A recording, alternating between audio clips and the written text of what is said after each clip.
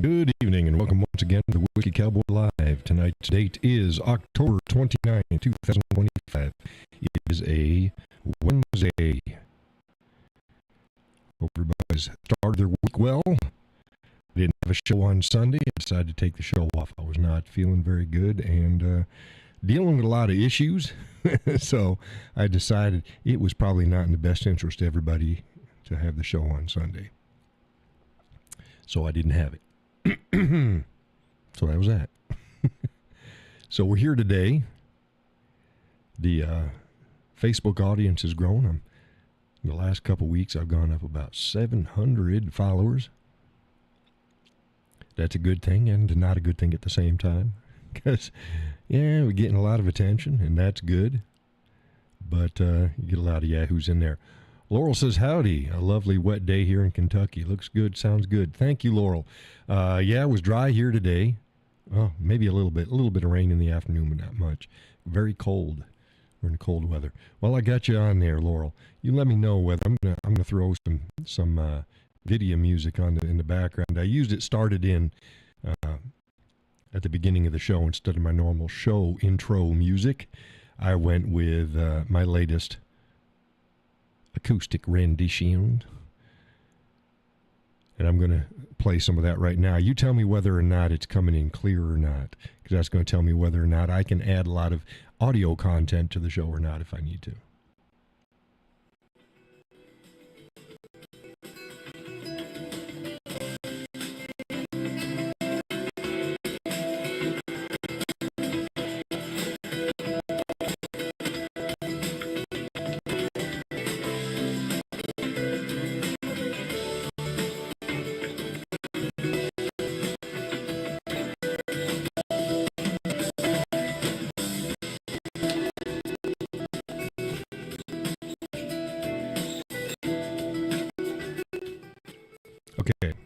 Okay, that's good. That's good. It's not good, but thank you for letting me know, because that lets me know that I can't add that. I got to figure out what that problem is.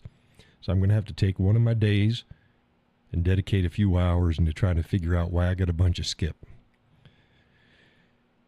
And as you know, that song has no skip in it. so yeah, it is what it is. But my standard audio right now is coming in good, correct? Good and clean?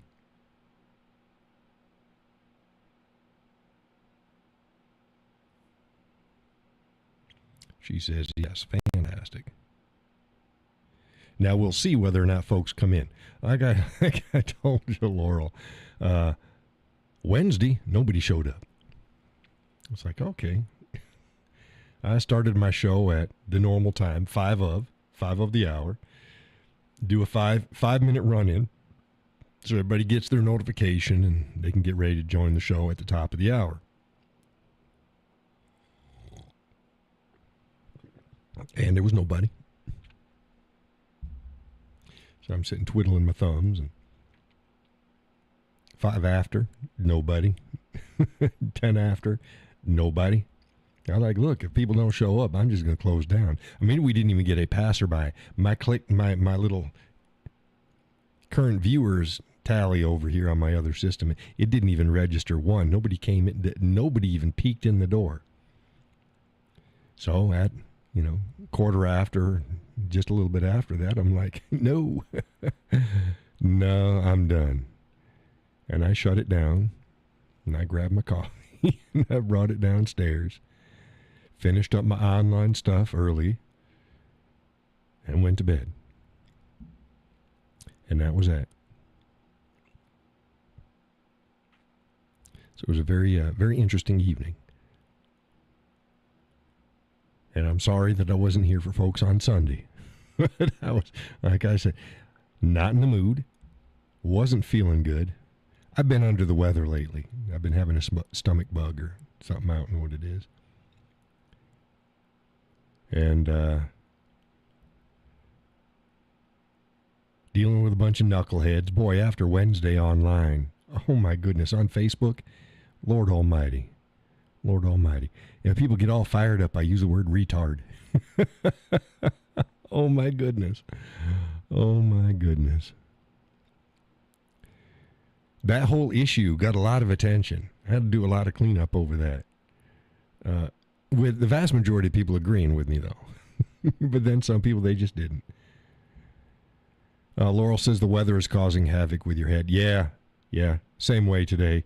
The missus gets done with work, and she's like, hey, dude, how was your head today? And I'm like, yeah. It's been one of those days. I didn't get outside. I need to get outside. And I was a knucklehead. Get up this morning, go downstairs, and the missus is like, hey, the heater's throwing an error. See, we heat our house with a monitor-style heating unit, and it's in the living room. It does great. She says, oh, it's throwing an error. So I walk in there, and I'm like, yeah, it is throwing an error. And then I look at the little, it's a two-part system because it sucks heating oil from the tank in the basement.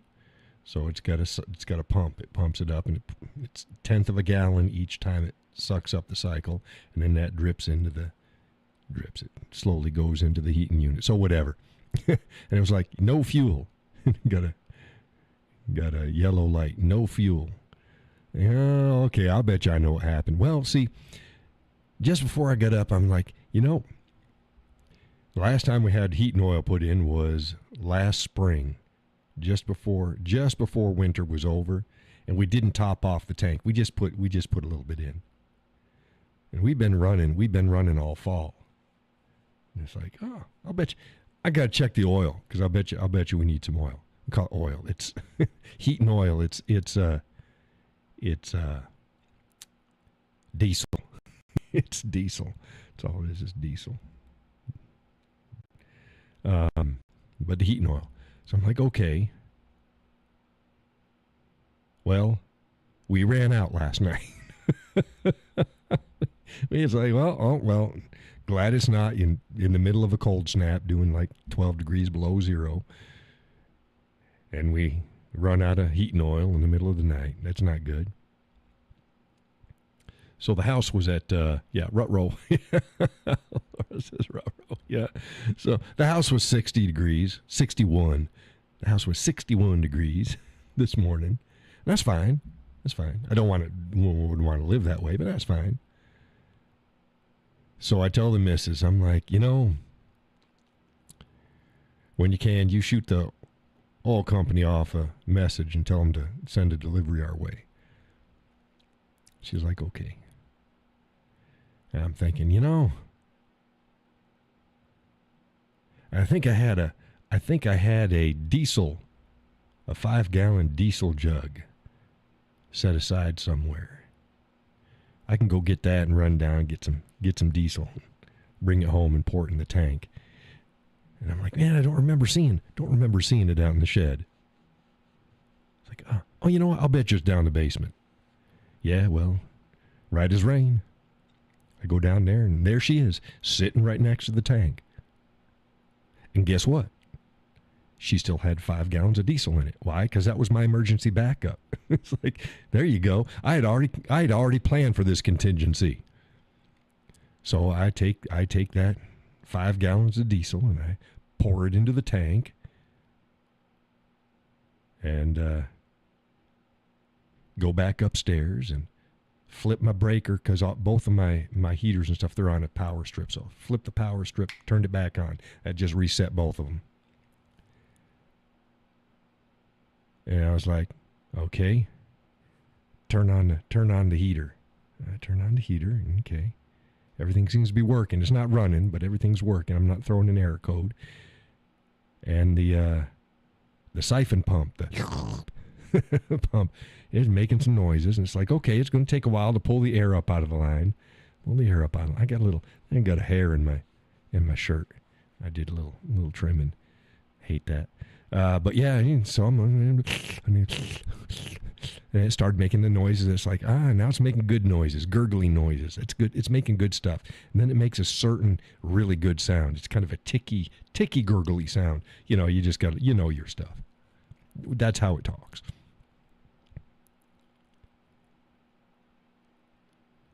And then it stopped. I'm like, okay, it stopped, but didn't throw no fuel, so it must be full. It pulls 1/10 of a gallon up each time, each cycle. And it runs through 1/10 of a gallon, and it'll suck up again another 1/10 of a gallon. And then, whoosh, the heater turned on, and she was pumping out some heat. I'm like, okay, that's good. Okay, this is fine. Now, I had it set for 74, from 61 to 74. So she's going to be working hard. And those monitors, they work really nice. They do this. They just kind of idle. Once they hit their temperature, they'll idle. And if they idle for a certain amount of time and the temperature doesn't change, it'll shut down. And then when it drops, it'll turn back on, reach that temperature, and it'll idle for a while. So even on really cold days, once your house is set to where it's supposed to be, she'll just sip and she'll just idle all day. So it's really nice. So I said, okay, so we'll wait now and we'll see, because I got to see whether she's going to cycle. In other words, whether I burn through that 1/10 of a gallon and she sucks up another 1/10 and keeps going. So I'll wait. Excuse me. Coffee. Waited. Drinking my coffee. Biking Bourbon says it's a great system. It is. It's a fantastic system. More energy efficient than my standard furnace was by a long shot. And you don't need to be a rocket scientist. We installed it ourselves. I installed it myself.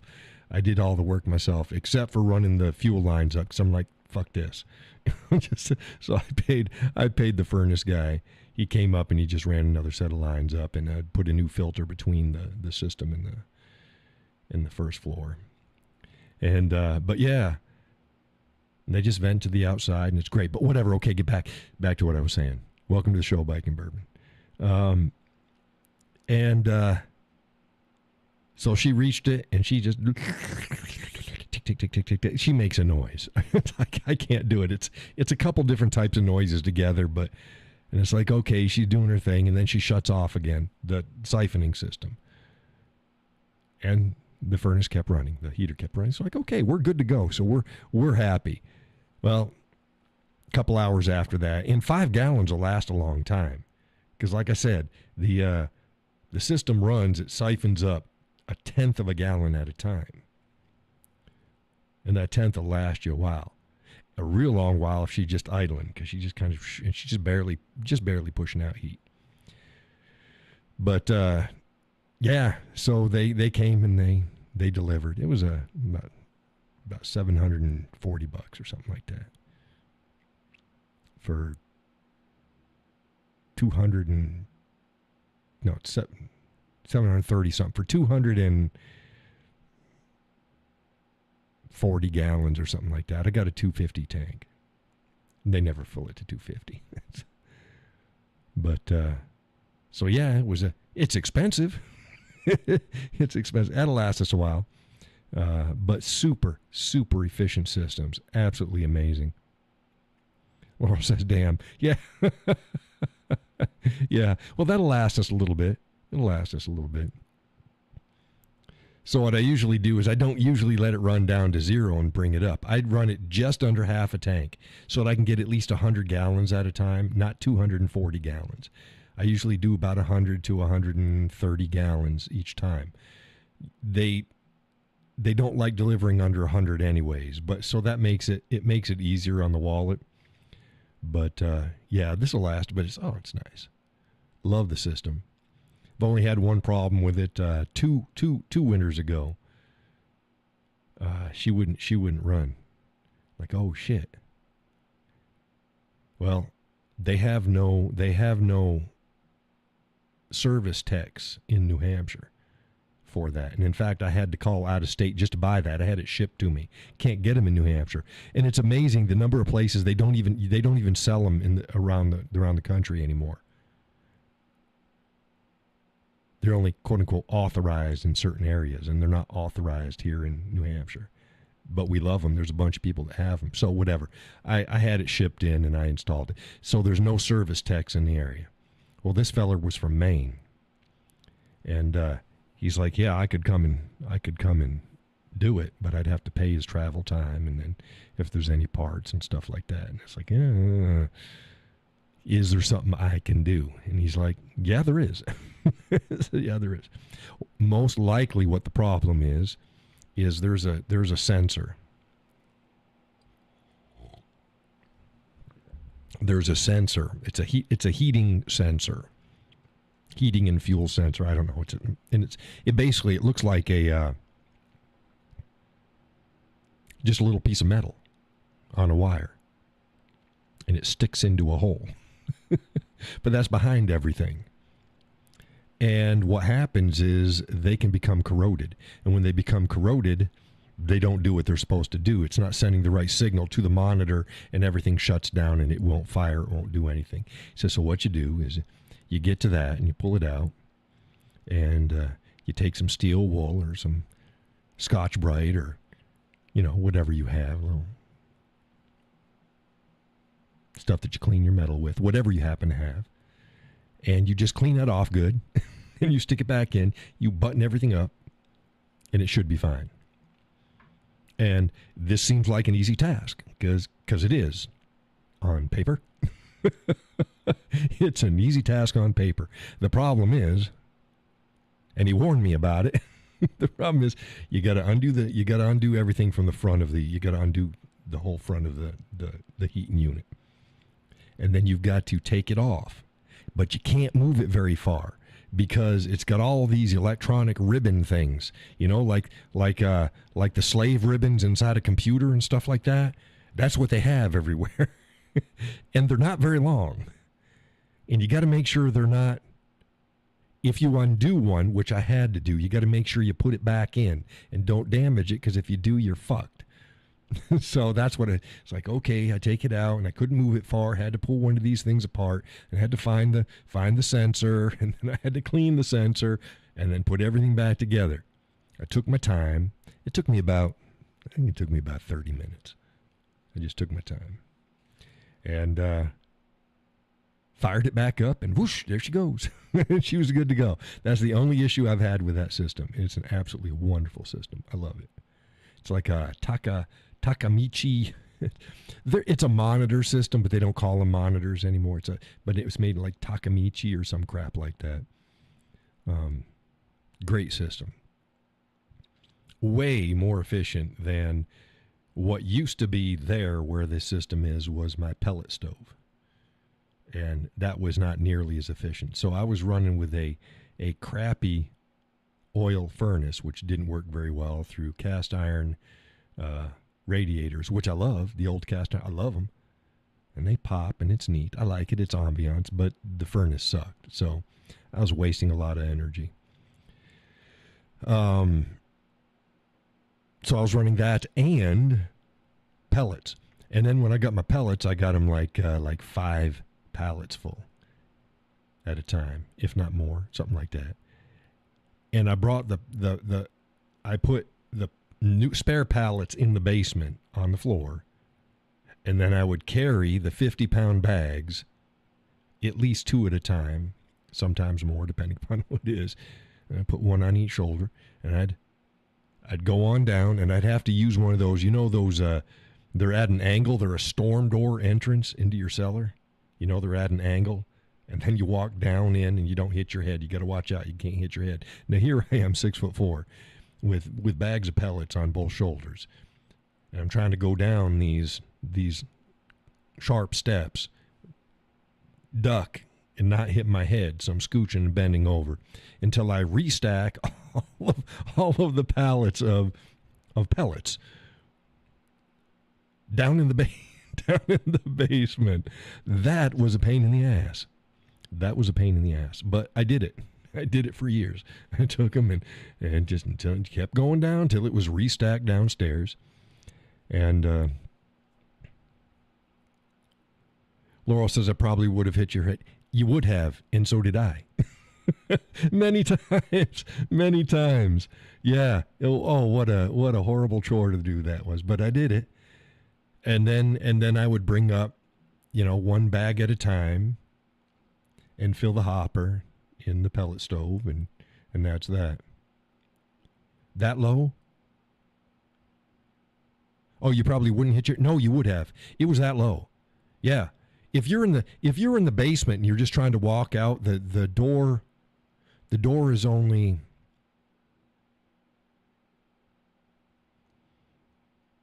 5'5" maybe. The inside door is only like 5'5". And you're stepping up into it, so that's not so bad. You're stepping up into it, and then you're going up in the stairs. But when you come down, yeah. So coming down's a pain in the ass. Yeah, it's pretty low. It's pretty low. It's an old house. So I did that, and then after the pellet stove died, then I sold the rest of the pellets I had. But then I had to bring them back upstairs and to carry the rest that I had up and restack them outside. And it's like, oh my God. And pellets are fine. Pellets are more efficient than wood, though they're wood. And they take less space per burn volume. So that's fine. But they also, if they get wet, they explode. And they don't like, but they swell up and they get fat and then they crumble to pieces. So that's what I mean by exploding. It's going to be a fucking mess. So what I ended up doing is I sold the broken. I found a buyer. He's willing to buy the broken pellet stove and all the rest of my pellets, to include the crap bags that got a little wet. So I recouped some of my money, not much. He was happy for it. Laura says, compressed sawdust. Yes, that's what they are, is compressed sawdust. So it's great if they're dry. Not so great if they're not dry. And you got to really clean out the hopper and stuff like that because they get messy. But yeah, they're fine. Gus has pellet stoves. He brings his pellets in on the pallets, and he's got an outdoor area. And he built a thing off of his garage shed thing, and it's really nice setup that he has. He doesn't have to do what I did. Me personally, if I had space I'd go wood the next time if I could. Just because you can burn anything in wood, you can't burn anything in pellet stoves. Also, if your power goes off, you're fucked. You can't use your pellet stove. If you got a wood stove, even if it's got a catalytic converter, you can still burn stuff in it. Laurel says my sister has a setup like Gus. Yeah, Gus has got a sweet setup over there. Gus, the fucker. He sent me. Now I'm not talking that term. You run it. You rub my nose into it, Gus. I'm going to tell you. Gus sent me a message today. He goes, all set up for the winter. Or something like that. He's got a really nice orange tractor, a nice cab on it and everything like that. And he's got a nice big old snow blower on the front. It's like, you son of a mother, you. Yeah, he's going to have fun though. But yeah, he's all set up. He said he's even disconnected his outside hoses already. I haven't.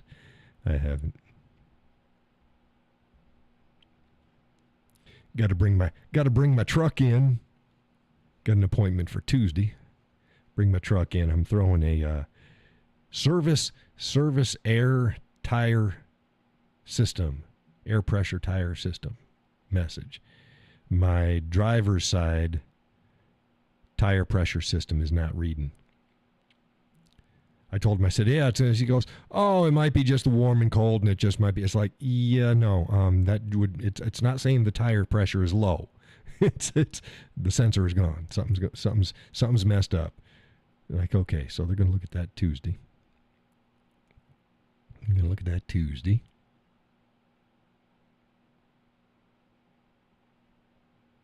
That'll be that.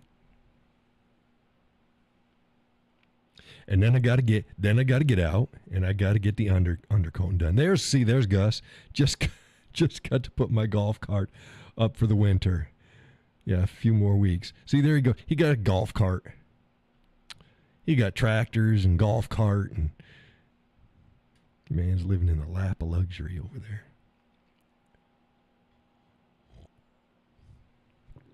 Yeah, he got a nice snow clearing system there. That's a nice setup. I still haven't put my new pulley on my snowblower yet. I'll do that. I should probably do it either. I don't know. No, I can't do it tomorrow. No. Is it enclosed with a heater? His tractor is enclosed. That one is. I don't know if it has a heater. Hey, Gus, it's got a heater? It probably does.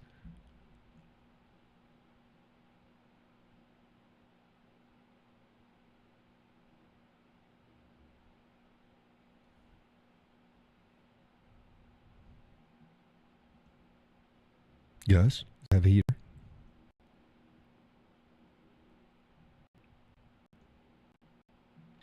She says probably has a good sound system too. May or may not. I don't know.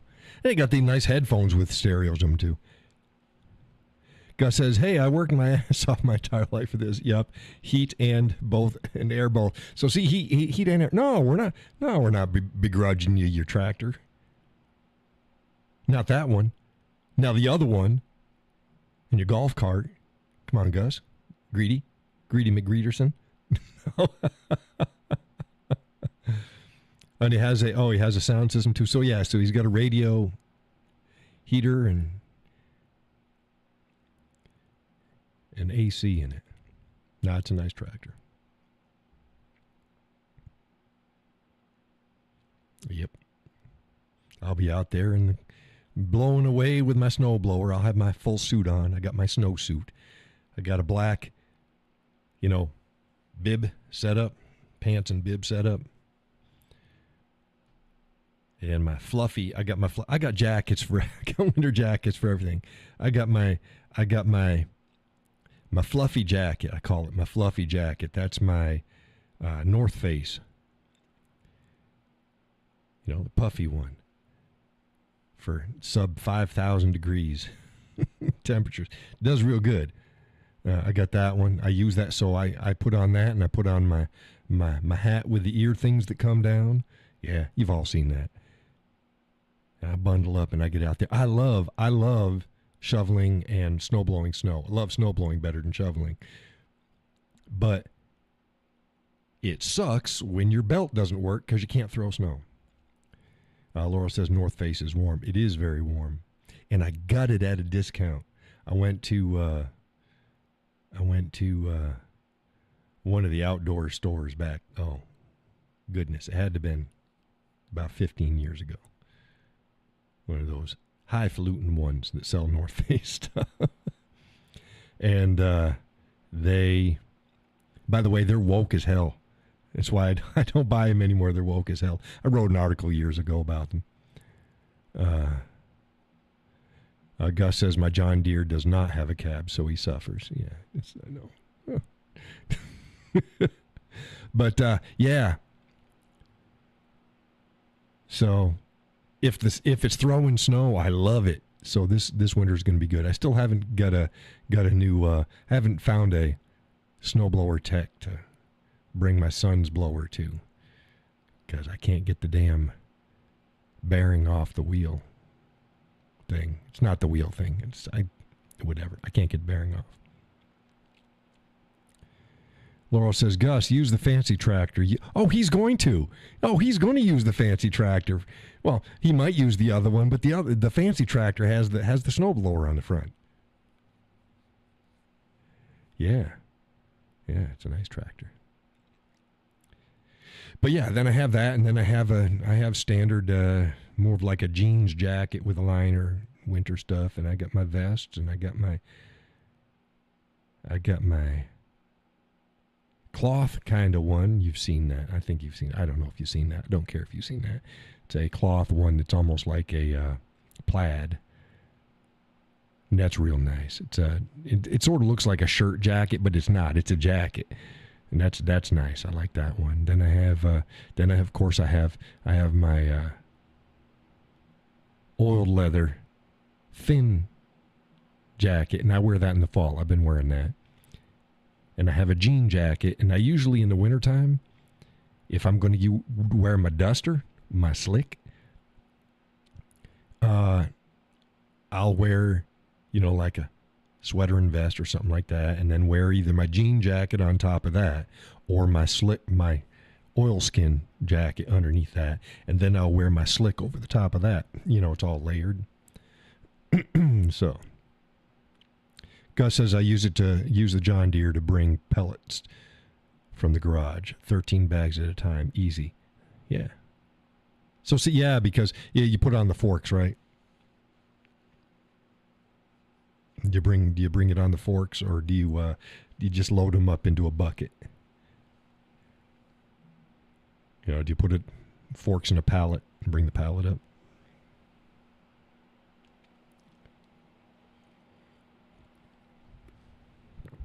In the bucket, he says. So, okay.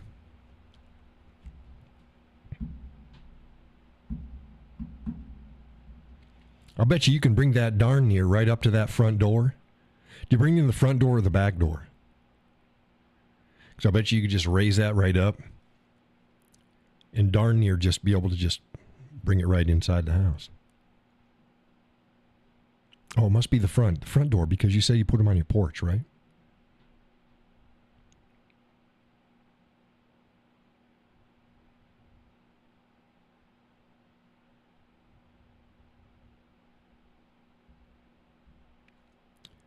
There's a hole in my bucket, dear Liza, dear Liza. There's a hole in my bucket, dear Liza, a hole.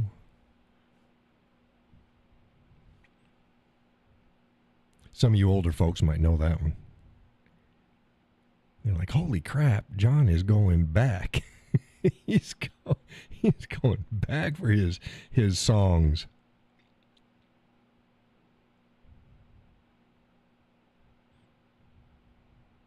Then why don't you mend it, dear Johnny, dear Johnny? Then why don't you mend it? Front door, that's how I do it, yeah. Move maybe 3 steps on each bag. Move them maybe 3 steps on each bag. Okay. I don't understand that, but okay. Tonight's coffee is chocolate-covered strawberries from Dunkin' Donuts. Dunkin' Donuts brand coffee. No, I didn't go to Dunkin' Donuts to get it. We buy it by the bag.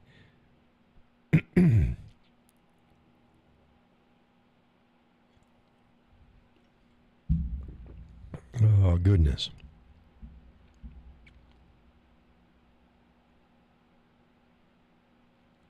Well, my youngest is getting married tomorrow. Yep. The last one. Well, no, my son ain't married, but he's been cohabitating. Jacqueline said, we sang that in 3rd grade in 63. It's Dear Henry. Oh, Dear Henry. There we go. Dear Henry. What did I say? Dear Johnny? Dear Henry. Thank you. It's been a while since I sang it. Yeah. She says, holy crap, congratulations. Thank you. Yeah, she's doing the justice of the peace. So that'll be tomorrow at 5. And then the missus and I are going to take the new nuptialed youngins out to dinner after that. So, well, it says congratulations. Thank you. You knucklehead. Aren't they all, though? Aren't they all, though? She got a thing for Halloween. She does. So they wanted to get it in before. They didn't want it on Halloween, but they wanted it near Halloween. Gus says that's fantastic. So they're doing it tomorrow. They had called up. I know they had it in the plans that they had. On Sunday, they came over and she like, Dad, she said, we're getting married. I say, yeah, I know. And she said, you going to be there? I said, well, yeah, I said I won't be there unless it's officiated by a zombie vampire Elvis. And she laughed. Laurel says no chance of forgetting their anniversary. Well, they wouldn't anyways. But yeah, but they didn't want it on Halloween, but they just wanted it. She very dark girl. She liked that gothy stuff.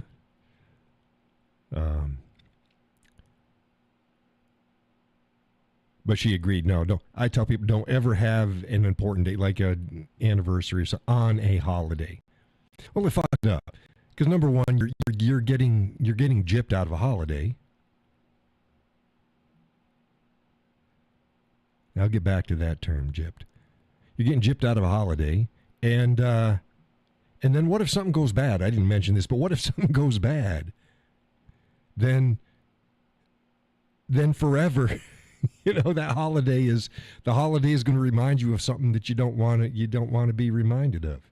So yeah, don't put it on a holiday. Near is fine. Near is fine.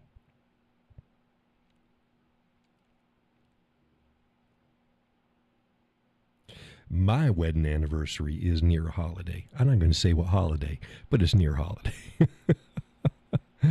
Gus says ours is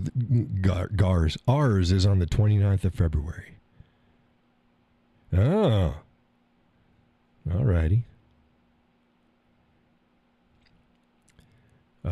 Where was I getting at? Oh, yeah. So I said, yeah. Back to the story. I said, yeah. So when is it? She goes, Thursday. Thursday? That's not much. That's not much warning there. It's not much warning. I said, yeah. I got it, Gus. I got it. I understood. Who here didn't understand that? Mr. Gus. Gus Gustafson. But, so yeah. So she getting married tomorrow. And we're taking her out to dinner.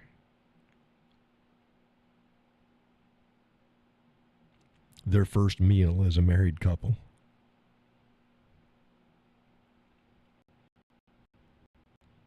Or you're not doing super fancy. We're taking them down to Texas Roadhouse. Down to Manchester. They got one in Concord now. Been there a few times. Don't like it. Don't know why. It's not the same as the Manchester one. Sort of looks the same, and the food is the menus are the same, but it just doesn't.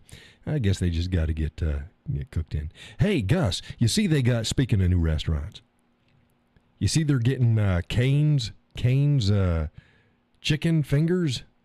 Cane's, is that what it's called? Cane's chicken fingers in Concord. It's up on the Heights.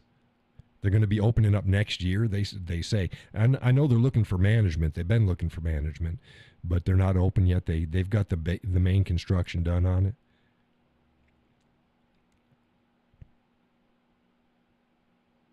Did you notice that? Kind of upset the missus back a couple weeks ago when we were out driving. She's like, "Oh, Cane's. Oh, I want some chicken." She'd been having a craving for chicken fingers. I'm like, well, it's like, nah, and then crap. No. Laurel says Cane's only does chicken, and it is good. They have great sauces, too. Well, good. Good to hear. Good to hear.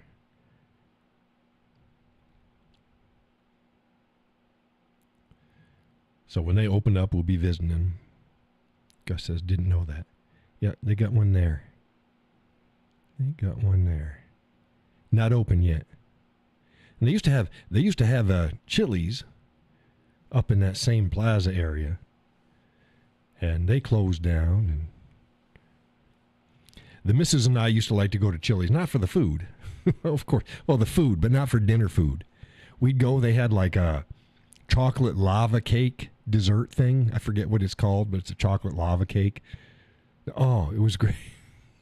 We'd go in like, oh, okay, we're in Concord. Let's go get some Chili's lava cake stuff. I don't know what it's called. It's a hot brownie lava cakey thing, whatever the hell it is. And oh, it was good. And we'd go and we'd get that. We'd sit down there and that's what we'd have. Not a meal. Just that's what we'd have.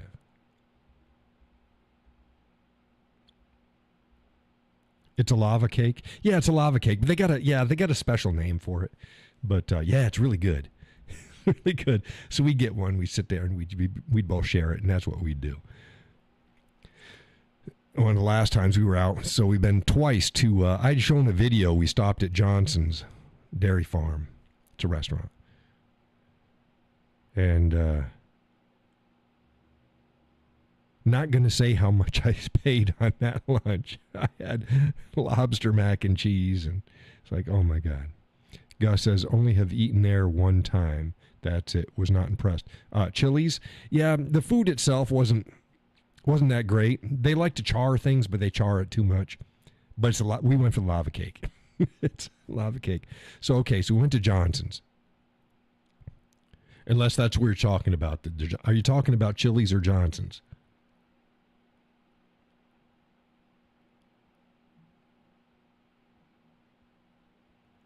And Johnson's now has a brewery right next to it as well. It's the same building.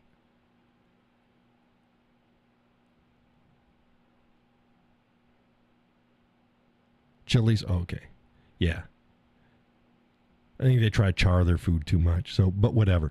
So, yeah, we went to Johnson's again. And this time, we just had appetizers. We got the fried mushrooms,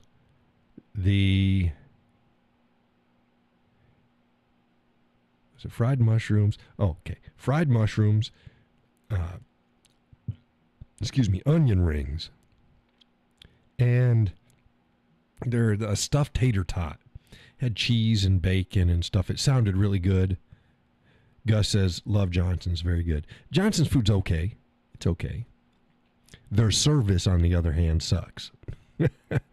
Yeah, the two times we were there recently, no. So tips were not good. Laurel says, I love have appetizers for dinner. Yeah, a lot of times it's like, don't think outside the box. You can get chicken fingers, all sorts of stuff. Hey, Kay. Welcome to the show.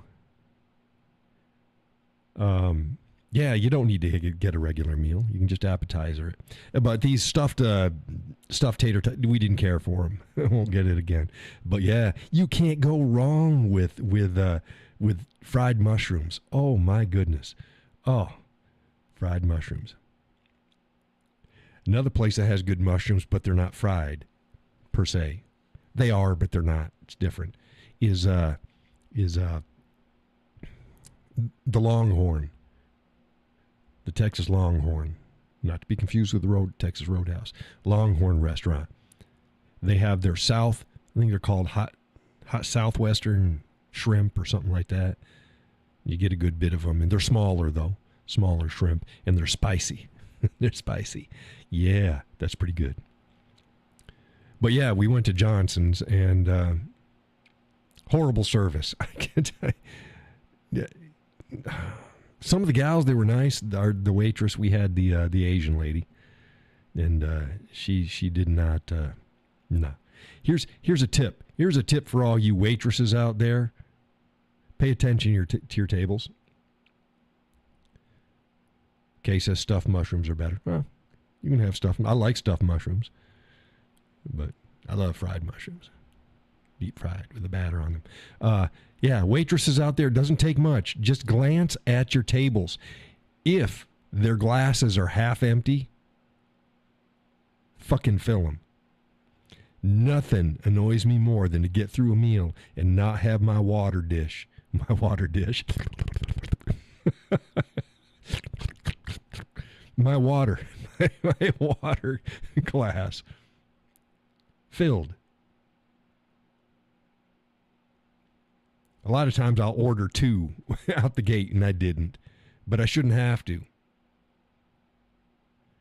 Laurel says, we went out for dinner with friends one time, and we ate dessert before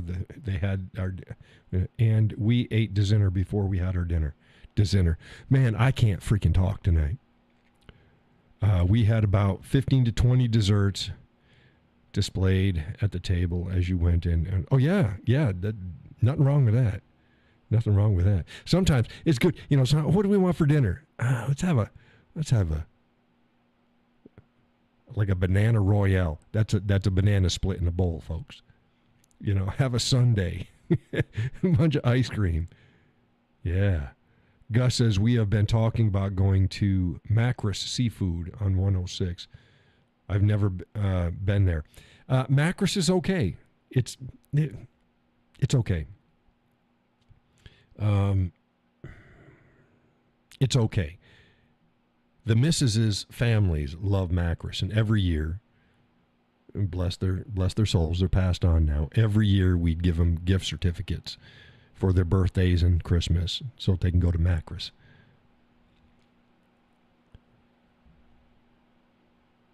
I like the Weather Vane too. They're pretty good. The Weather Vane's pretty good. It's similar to Macris. Laurel says a banana split has fruit and dairy. Well, yeah, but so does a Royale. A Royale's just a split in a bowl. And instead of splitting the bananas, you make them into coins, bing, bing, bing, bing, and put it in there.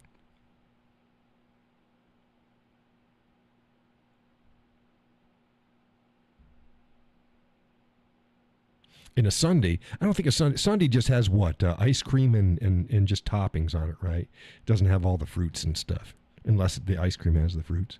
I don't know. But you know what I mean. Don't be argumentative there, Laurel. I've been having a hard time with knuckleheads on Facebook. People have no freaking idea. They just see a bunch of people posting, and you look, you see some more knuckleheads around, but you don't see a fraction of it. Man, I am constantly cleaning that crap up. And you know me, it is so difficult not to just, So yeah, I complain about it every now and again on my page, but you don't know the beginning of it. Oh, you're justifying having ice cream for dessert. Yeah, it's got all your food groups in it. Well, it doesn't have meat. It doesn't have meat. It's got the rest. That's a good vegetarian. It's a good vegetarian dinner because they can have dairy. It's a good vegetarian dinner. Can't be vegan. But yeah, there's just some nights. Just like sometimes there's a good dinner for a good thing for dinner is just a salad, a good vegetable salad. I don't know what the hell they call it. They call it chef salad. What's that? What do you call a salad? It has the lettuce and you can put carrots. I'm not a big, you can, and cherry tomatoes and onions and mushrooms and diced ham, and it's a garden salad. Okay, garden salad. Yeah, and then some French dressing over the top. Oh yeah. I told you I'm weird about that, right? If I'm going to get vegetables to dip, carrots and cauliflower and broccoli, and if I'm just going to get them to dip, I'm going to dip them in ranch. Duh. If I have a salad which has the same freaking things in it, I want French on it. It's the same thing. Different thing. I got to have French. I don't like ranch dressing on my garden salad. I like French on my garden salad. Gus says I've done that. Had ice cream dinner with the kids before. They loved it. Yeah, it's a good switch up. You can have breakfast for dinner. That's a good switch up. It says if you add hard-boiled eggs and ham, they call it a chef salad. Well, didn't I say that before? Chef salad. Yeah. And up the price. Well, yeah, because you're adding more stuff in it. Yeah. Didn't I say it was a chef salad? I thought it was a chef salad. Put cheese in it. You can put chunks of cheese in it, and ham and eggs and what else they put in there. You can put all sorts of stuff in that. But I gotta have French. I can't have ranch on that. Oh, she said I didn't hear you say chef. Oh, no, that's okay. That's okay. You say, John, I wasn't listening to you. I get it. I get it. You're not listening. But yeah, chef salad. I didn't know if it was garden or chef or something. This is also a chef. Gus says I'm getting hungry. Stop. Oh. Yeah, we had a simple dinner tonight. We had boneless skin on, seasoned, oven baked chicken thighs, tater tots, and dill pickle. Dill pickle. Dill pickle's good with dinner sometimes. I like it. It's like a palate cleanser. It's nice. And I had my pickle on its own plate, not on the same plate. And you go, John, what the hell? There was no room on my plate. It's not. Some people are like, no, I can't have this mixed. There's some things like, yeah, if I'm having a bowl of applesauce, yeah, I'm not going to put my applesauce on my plate. I'm going to put that in a bowl. But a pickle, yeah, I'll put it on my plate. Unless there's no room on my plate. And there was no room on my plate. So I felt all sophisticated. I had my dill pickle on its own plate. Oh, and an ice cold beer. Kay says, good service is hard to find these days. We used to hang out in a place in Seabrook called Pals. Gone now, but you talk about service. Our drinks were on the table by the time we walked in. Yeah, they should have. In fact, you shouldn't even have to ask. When they come to get you, they should either have your water there or when they're coming to get your order, they should bring you water automatically. And if you don't want water, that's fine. But bring the water. And always, I don't care what you're drinking, when it gets about half done, yes, I used to be a waiter. I waited tables as a teenager. It gets half full, ask if they'd like it refilled. And if it's water, don't even ask. You just refill it. Gus says, hey, chicken and stuffing and broccoli for us tonight. See, there you go. See, you ate. What are you getting hungry for? Oh, I'm done with this coffee. Now I'm going to get this coffee.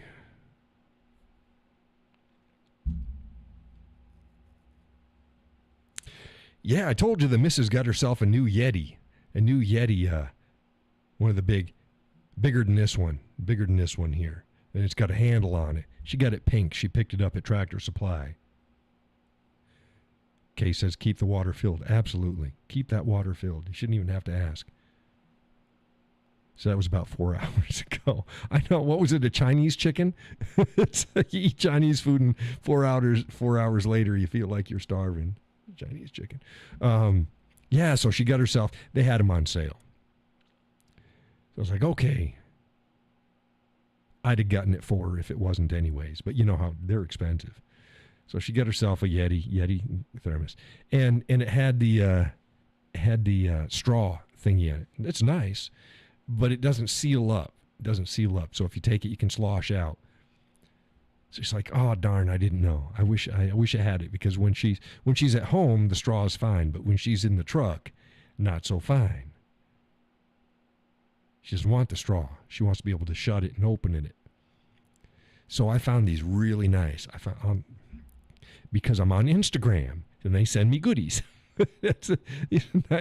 These are nice thermoses, things like that. But they had hummingbirds. She loves hummingbirds. It had hummingbirds on them, and you can get the light colored and she get the darker colored. And she thought that was the darndest thing. That was great. And you can get her name on it. And so I was going to go, hey, you want me to get you one of these? And she said, let me think about it. And about 20 minutes later, she goes, oh, I found something. I'm going to do this instead. Well, Yeti sells replacement tops for their thermos cup things. And they come with you can get different types, and they have one that comes with the latch that you can close it and seal it. So she got that. It's only like $10 and change, and from Yeti. It's their brand, so it's not this cheap one. So like, okay, well, fine. So she got her new top for her Yeti, but it was a thought that count. I saw these cups, and it's like, she's going to really like this. So See if she's gonna want it. And she did the mature thing. She did the sensible thing. She got the $10 and change new thing, so now she can use it both ways. So she's happy. She's happy.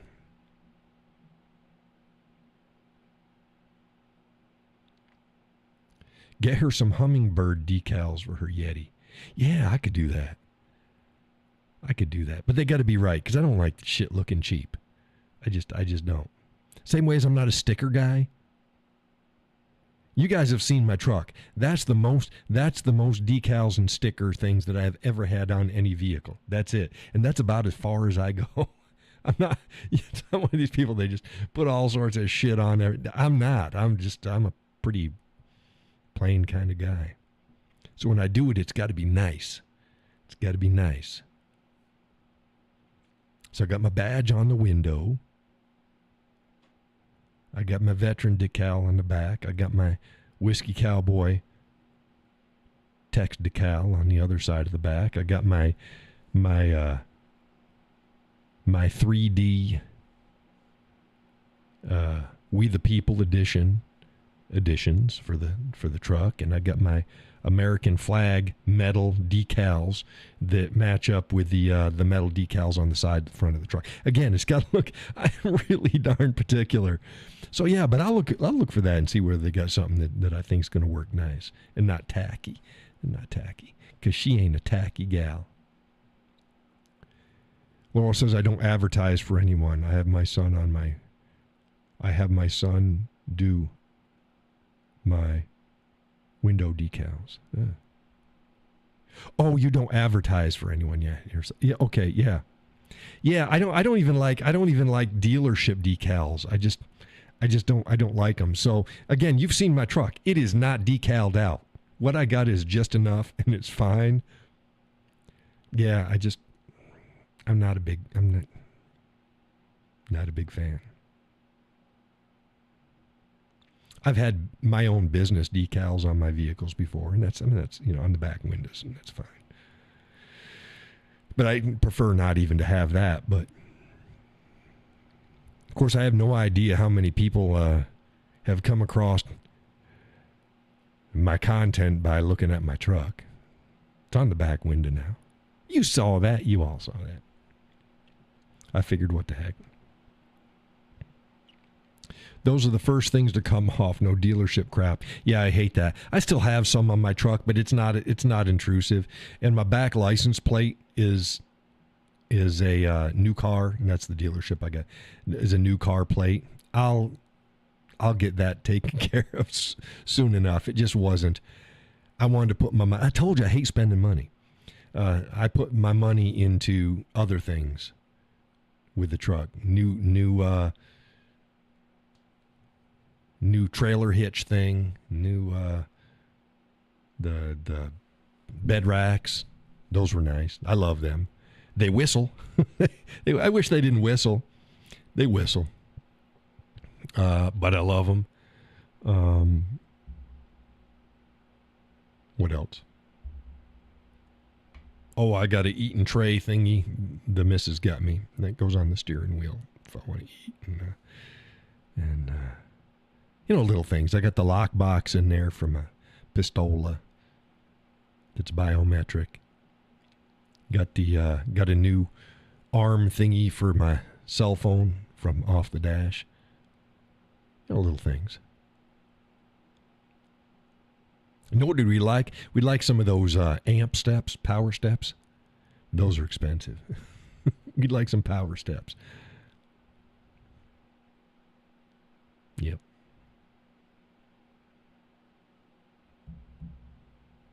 Maybe someday. I could go cheaper and get the hang down steps that are always there. I don't go 4x4 with it. It's a work truck. I just like the amp steps better.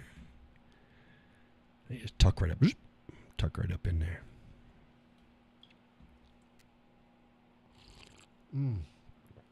Oh goodness, that's hot. That is hot. Again, tonight's coffee is chocolate covered strawberries. Donna hasn't rejoined the show.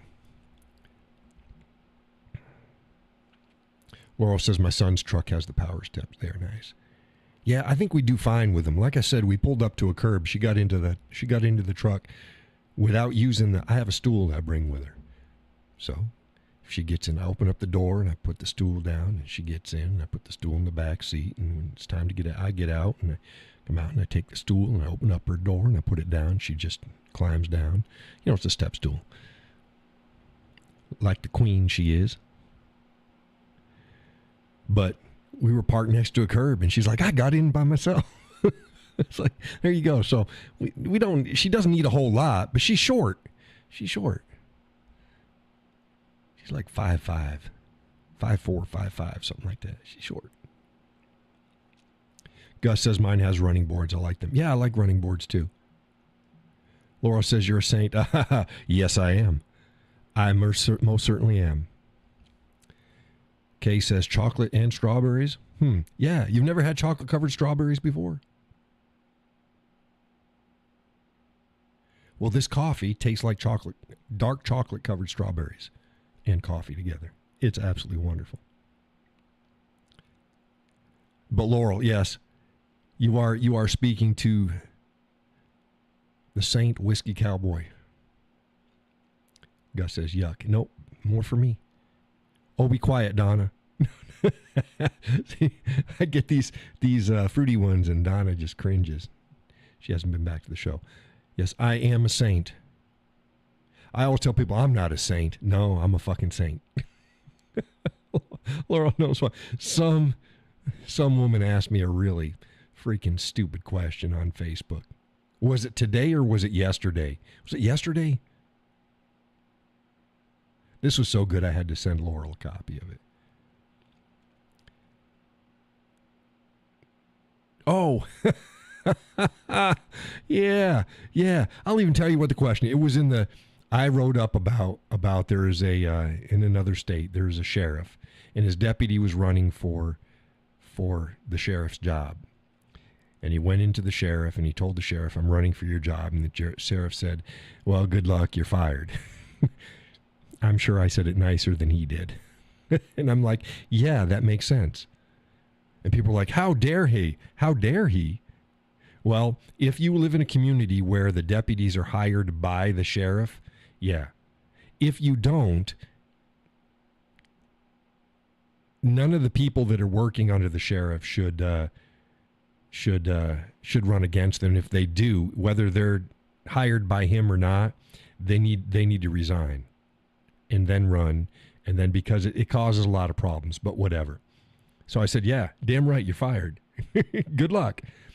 Now this is what the lady asked. I'm going to try to paraphrase it. Laura will correct me if I'm wrong. It was something like, now what would happen if all of the deputies ran against the sheriff? I think the question was something like that. Pretty damn close. That was the gist of it. She's a fucking retard. I didn't call her one. No, I didn't write up that she was one. But I very calmly, and I just like, well, if that was the case, they should all be fired. But they would also not just be running against him, they'd be running against each other. You're not going to have a whole sheriff's department with everybody working on the sheriff's department that has a badge run it against everybody else for the position. Ain't going to happen. The question was just stupid. It was inane beyond belief. The woman must have been obtuse.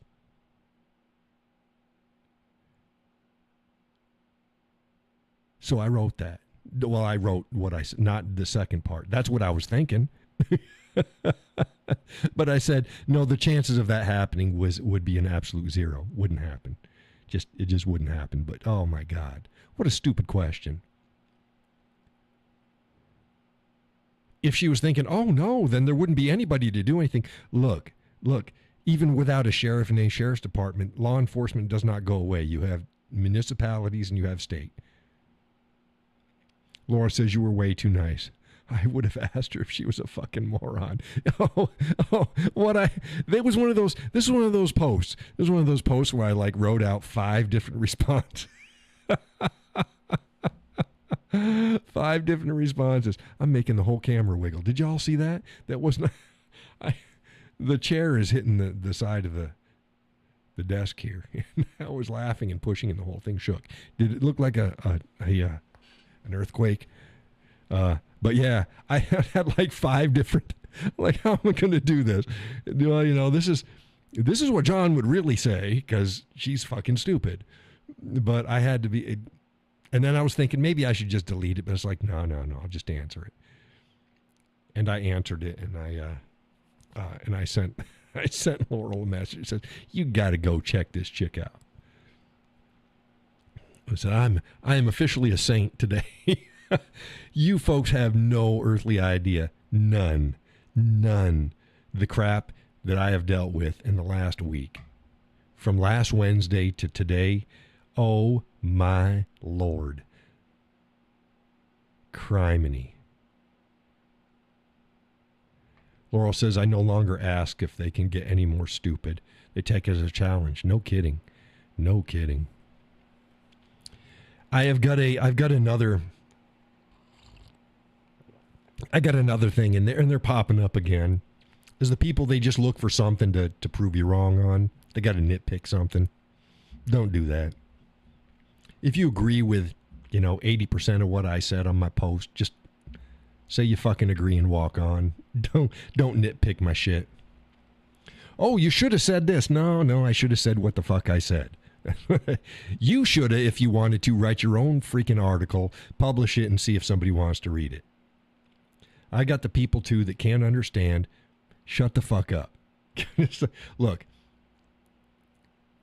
I allow opposing views on my page as long as it's civil, on point, and they don't keep coming back in an endless back and forth.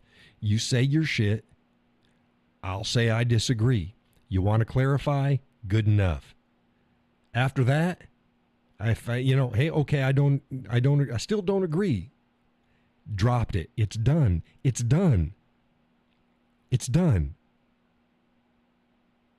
You just think it's you talking with me. It's not. It's me talking with thousands of fucking people. I'm not there to debate you. So 2 or 3 goes around, and that's it. And what pisses me off is they'll say something, I'll disagree with it. They'll say it again in a different way. I'll still disagree with it. They'll say it again in a different way. They hadn't changed what they said. I fucking understood them the first time. And then they claim that I just don't understand them. No, I understand you. Unlike a lot of people out there, I actually understand shit. And I think before I respond, and I think before I post.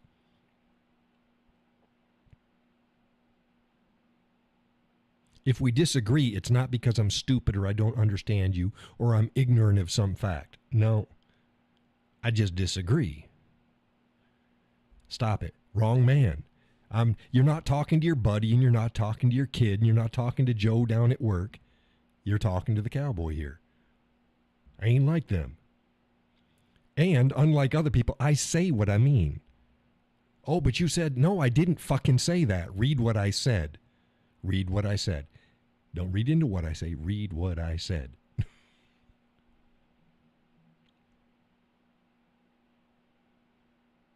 Unless I'm saying something in a very obscure way that you got to think about it. I do that too. That there might be multiple meanings. Those who follow my content, they know the difference between the two. But yeah. And then if I point out what people said, well, that's not, no, it's like, well, that's not what you said. Look, say what you mean. If you don't mean what you say, and you have to clarify and now say something different, then no, you should have take your time. That's like the whole retard thing. Oh, you should have chosen your words more carefully. I couldn't have chosen them any more carefully. Retard was the word I wanted to use. Like, here's the thing. Okay,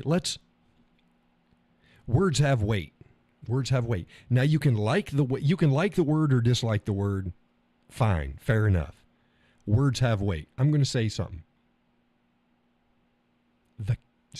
The cat. Okay? The cat. the darn cat, the damn cat, the fucking cat. Which has more weight? The cat, the darn cat, the damn cat, or the fucking cat? Words have weight. I choose the appropriate weight for what I want to convey. Gus says, the sky is blue. What color blue? Sky blue. Pretty simple. Well, it could be sky blue. You know, speaking of that, I like to say like Simpsons blue. You know, the skies with the puffy clouds and the Simpsons sky blue. Those are pretty days. But words have weight. And I choose them very carefully. And like I said before, out of over 10 years of putting out, the Simpsons blue? No, it is. As soon as you say the Simpsons blue, everybody knows exactly what you're talking about. But okay, putting out for a decade, putting out articles and commentary. How often does anybody ever see me use the word retard? That was just used last week. Now I'll use it in common discussions with people, but it's not usually something that I write in my commentary till last week because it was appropriate. And I've been dealing with too many retards lately with every issue out there. They're coming out of the woodwork. They're stupid. And like folks know, I'm not talking about people who have genuine mental deficiencies. Because like when we grew up, that's not who we look, your buddy's the retard. Your son is, Jay, you're retarded. No, Jay isn't retarded. That's my son. You're not retarded. But he's being stupid. That made me laugh my ass off. What did?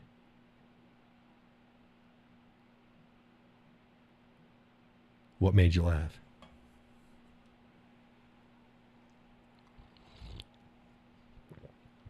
So yeah, if people want to get their panties in a wad over my choice of words and then try to act like I just carelessly threw it around. I didn't carelessly throw shit around at all. I purposely threw it around. It's just, it made the point. If you read the commentary that I was talking about, it made the point. You knew exactly what I was talking, the weight of the words. You knew exactly what I was talking about.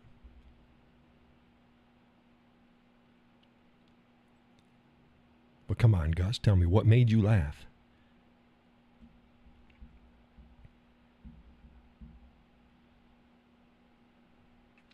But yeah, I've got a lot of people and a lot of stuff I got to clean up on my page.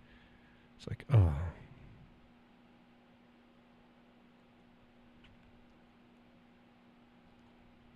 Oh, hey, y'all want to see my y'all want to see my back end? Like, holy crap, John, this is a family show. Thought y'all might like to see this, though.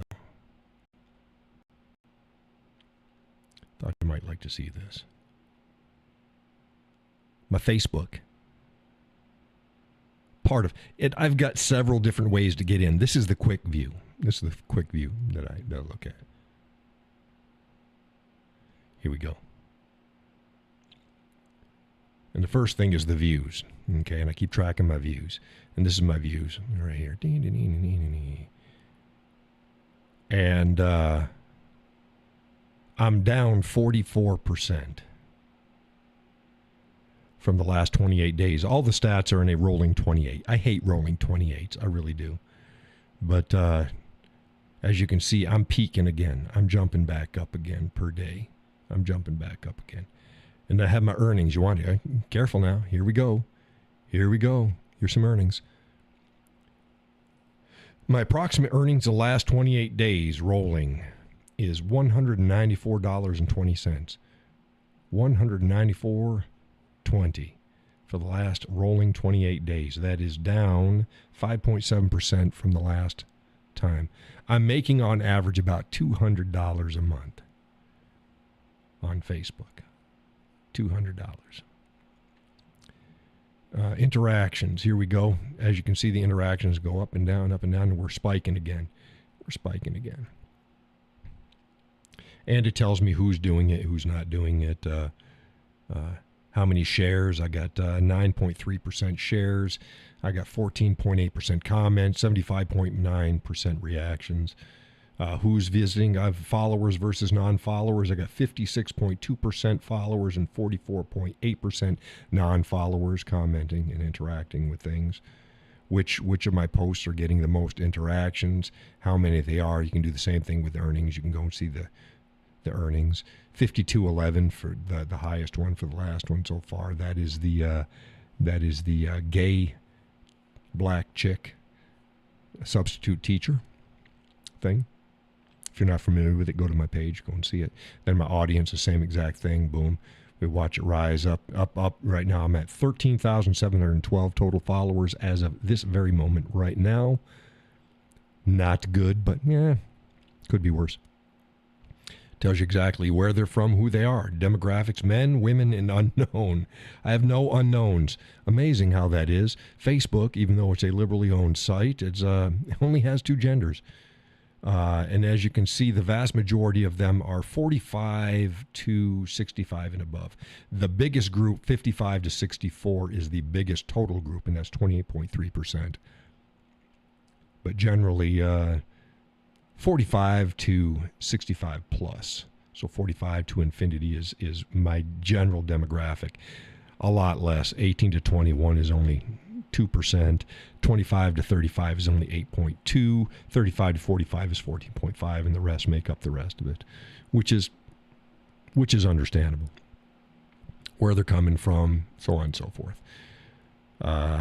What type of content is getting followed and seen? 99.8% is posts, and 0.2% is reels, because I don't have a lot of reels.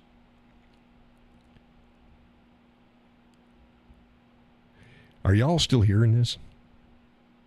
Because nobody's been talking.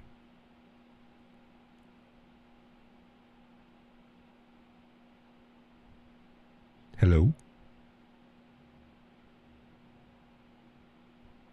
Gus says listening. Okay. No, but what made you laugh? Laurel says yes, sir. Here. Okay. Jacqueline. Hey, Jackie.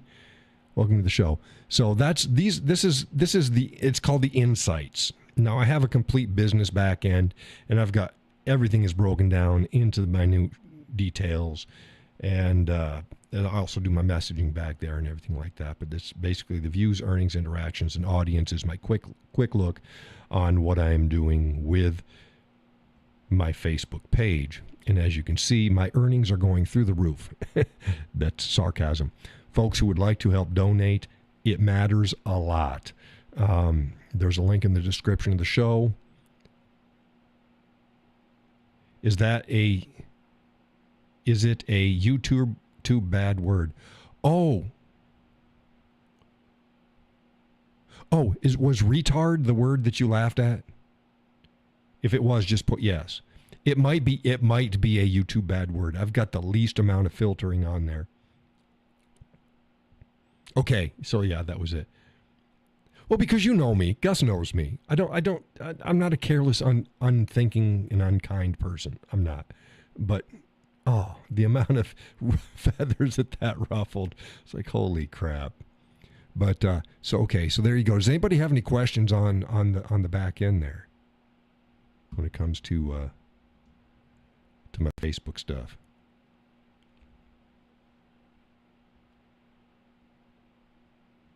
And that's for I put out a crap ton of content.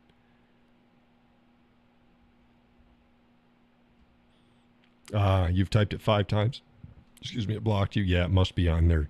Can't use word list. That's stupid. That's retarded.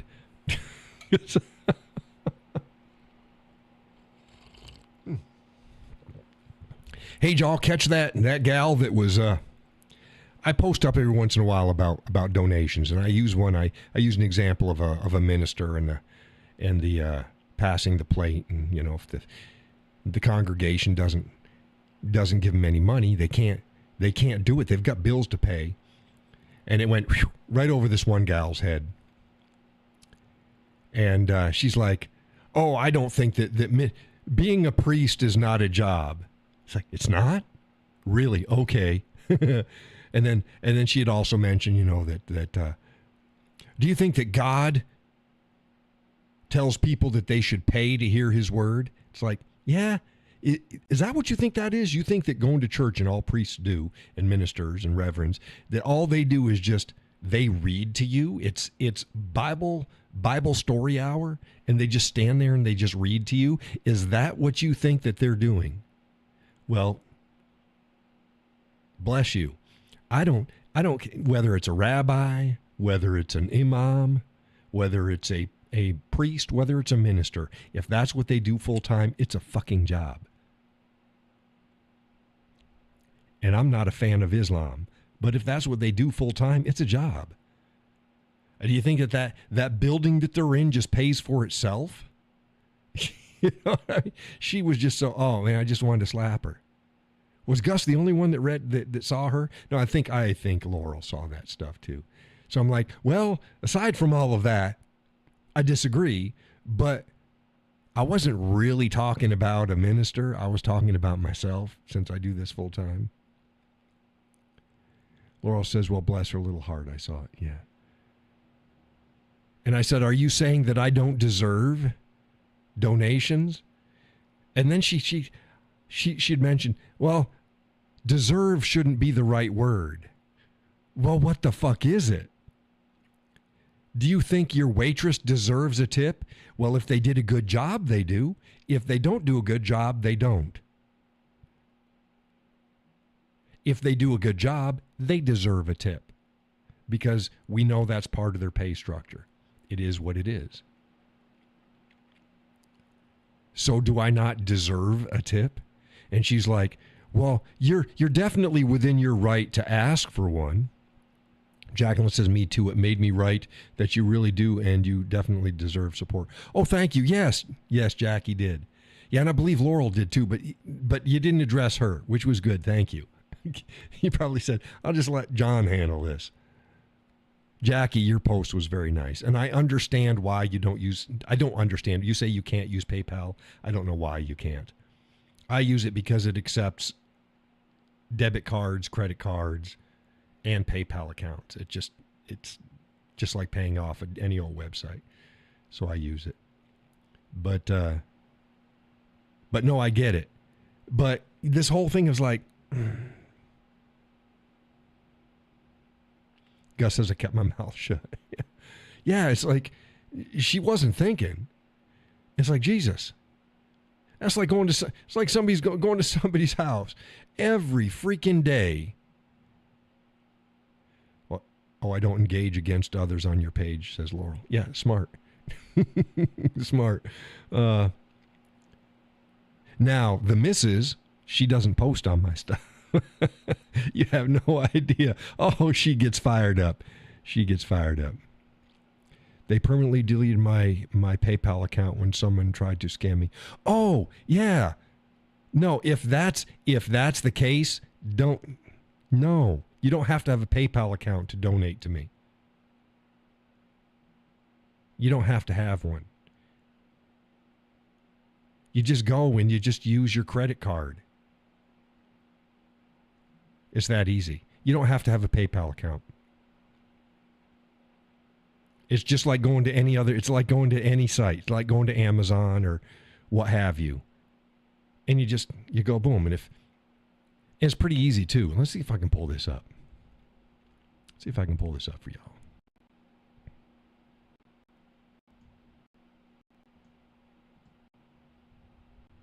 Oh, I got it right here. Here you go.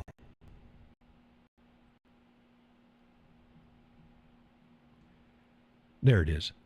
When you click on the donation link, this is where you go to. It says donate to the Whiskey County at $0 US. And you got a box right here. Underneath it says make this a monthly donation. So if you'd like to make a monthly donation, you click that box. And whatever amount, you can do donate with PayPal or donate with a debit or credit card. You would donate with a debit or credit card. You wouldn't donate with PayPal. But that feature's there so that if somebody like I could use that, I can use that to pay any place that accepts PayPal payments. I just take it out of my PayPal account. But For everybody else, yeah, you just go donate with debit or credit card. You click on it, and then it'll ask you how much you would like to donate. And you can leave a message. You can say, have a drink on me, or thank you for your show, or whatever, or you don't have to have any message at all. Gus says, get in your car, drive New Hampshire, and meet John and hand his cash. Easy peasy. You can do that. You can do that. Probably cheaper to do it this way. But yeah, and then you just process it, and then if you want to cancel it, you just do the same. You just go back and you do the same. You're going to get a notification in your email, and you just click on the link and you go, boom, I want to cancel it. If you can't figure out how, and it's super easy, but you just, let's say you just can't, you can say, John, this is my name. This is my email account associated with the payment. Can you stop the payments? And yeah, I'll just go in on the back end and I'll clean it out. But yeah, super easy. You don't need a PayPal account.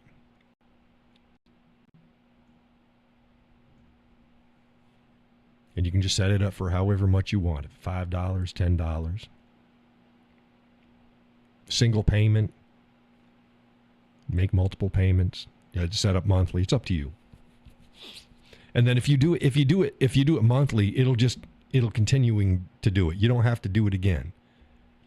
Now, if you want to send out each month, but you don't know how much you want to give each month, fair enough. Just go in every month, anytime when it's convenient, and just make a single donation. It all adds up. And like and others, I do this full time, so it's. And you saw what I'm making on PayPal, on Facebook. About $200 a month for working 7 days a week. I lighten up on the weekends, and I sometimes lighten up in the day when I'm not feeling good. But a lot of crap goes out there, a lot of work involved. So whatever, that's it. I hate talking about this. I wish I didn't have to, but that's that.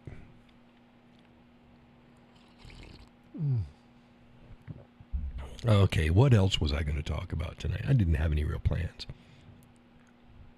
When I tried to use my card, it just kept insisting I already had an account. Made me try to use my app. Oh, it might have been because of your the email account associated with it.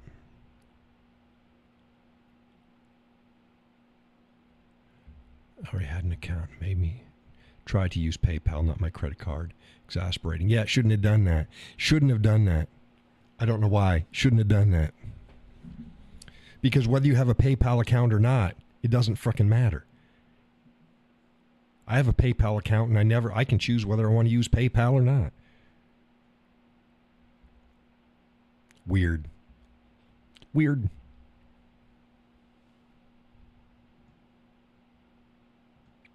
It is weird.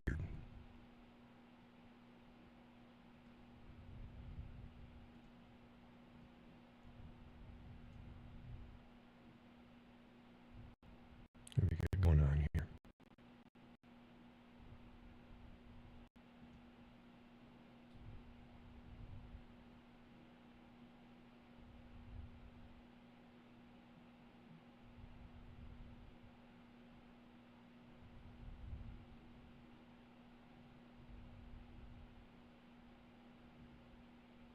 Oh, about this. In Mississippi, the requirements to be a substitute teacher, unless it's a district requirement, is a high school diploma. That's it. You don't need a teaching degree or anything.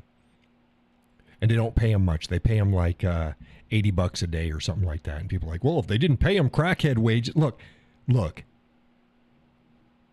You're going to pay a substitute teacher what you pay a regular teacher, and they don't need any credentials to do it? Shut the fuck up. And I don't care if, like this person is, they've lowered the requirements because it's difficult to sub teachers, blah, blah, blah. I don't care. You still don't let a crackhead, dyke, black female, doing stupid shit be your substitute teacher.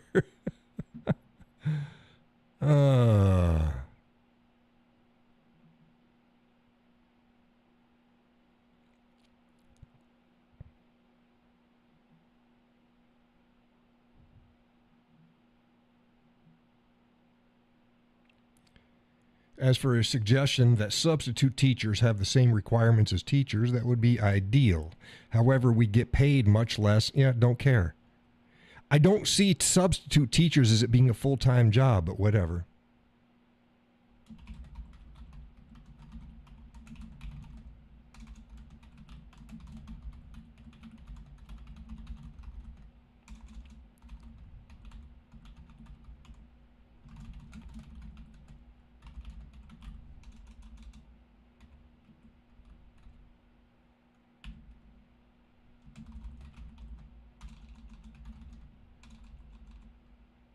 Oh, God. I wouldn't be a substitute teacher for any amount of money in a public school. Yeah, that'd probably be the case for me, too. How do I answer this? I don't care. I don't care that, if they had the same, because I said I think that a substitute teacher should have the same requirements to teach in a public school as a full-time teacher does. I think to require otherwise is fucking retarded. If they're doing the same job, why shouldn't they have the same credentials? Why shouldn't they have the same standards? I understand you're going to have a hard time getting substitute teachers to work for the substitute teachers' pay. So that's where people starting out. I'm going to work substitute at a school district to show that I'm going to be a good teacher. Therefore, they're going to give me a full-time job. Therefore, I'm going to get paid better. Or I am a retired teacher that wants to make a little bit of income and I'm going to work 2 or 3 days a week substitute teaching. People act as if substitute teachers should get paid the same amount of money as a real teacher but not have the same credentials. That's retarded.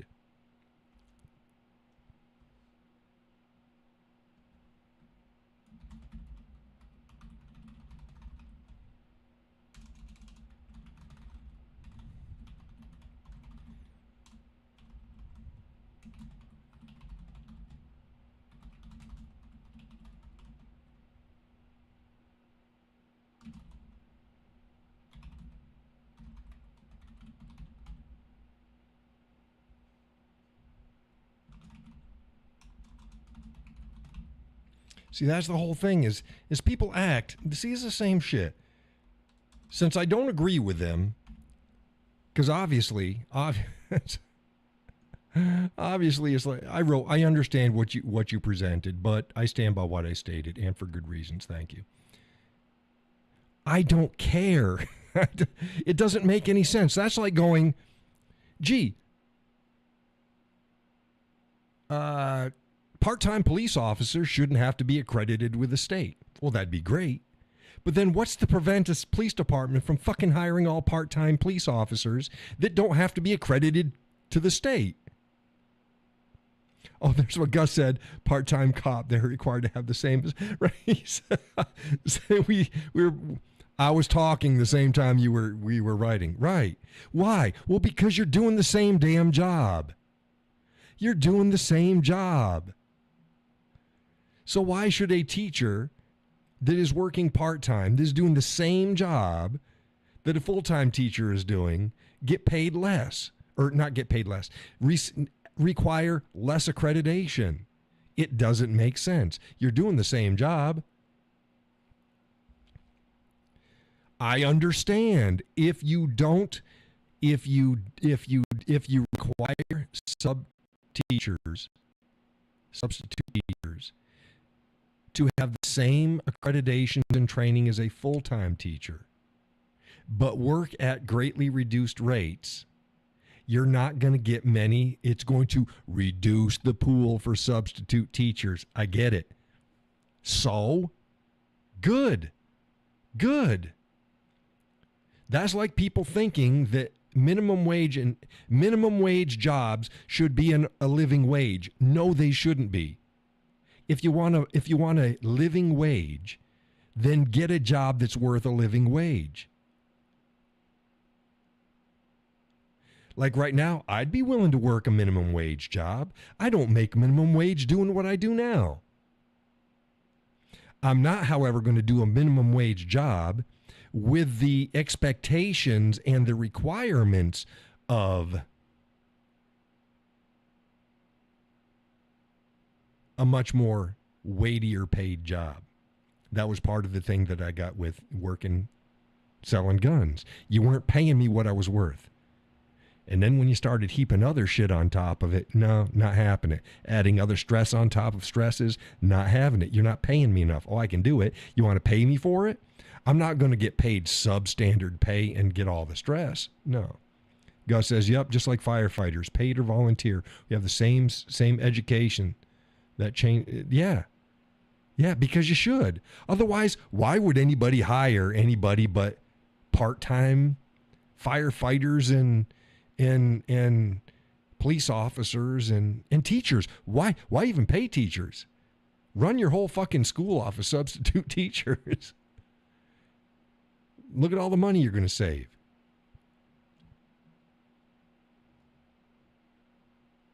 Substitute teachers are not, Gus says, liability purposes. Right. Liability purposes. No, I get it. No, I understand. So to think that a teacher shouldn't have to have even basic teaching accreditation, oh, all they need is a high school diploma or a GED. And they can be a substitute teacher. Really? Wow. That's fucking retarded. I don't know what it here is in New Hampshire.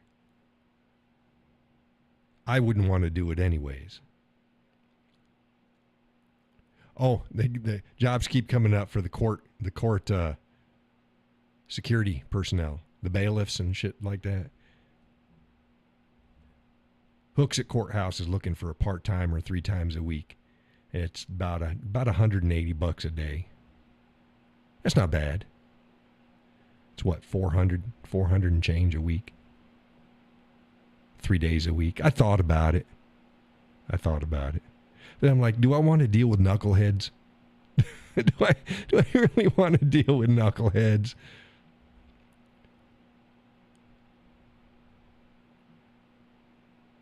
Gus says, I agree with what John says. Oh, my goodness. But, yeah.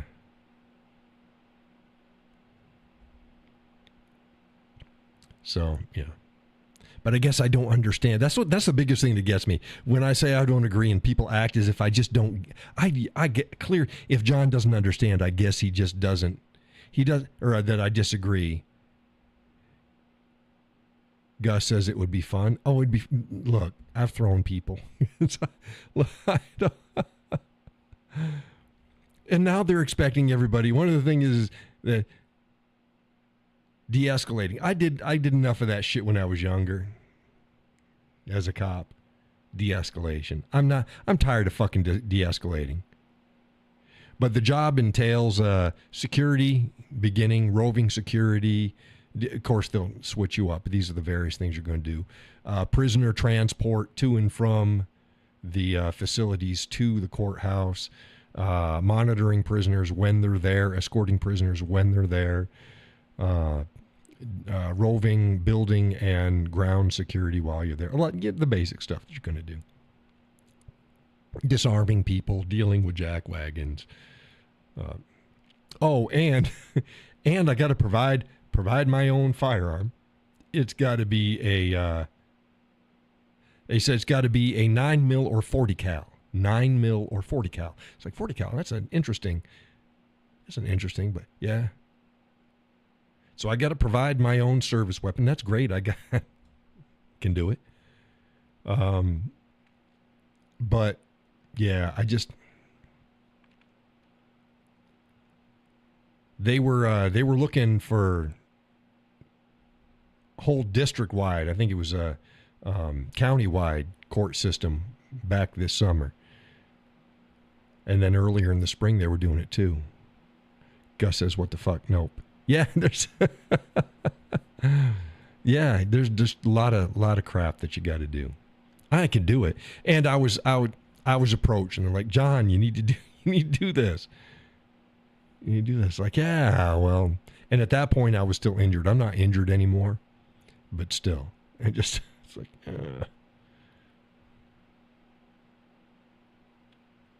Now the missus, she doesn't care. She's like, if you want to do it, go ahead and do it. If you don't want to do it, don't do it.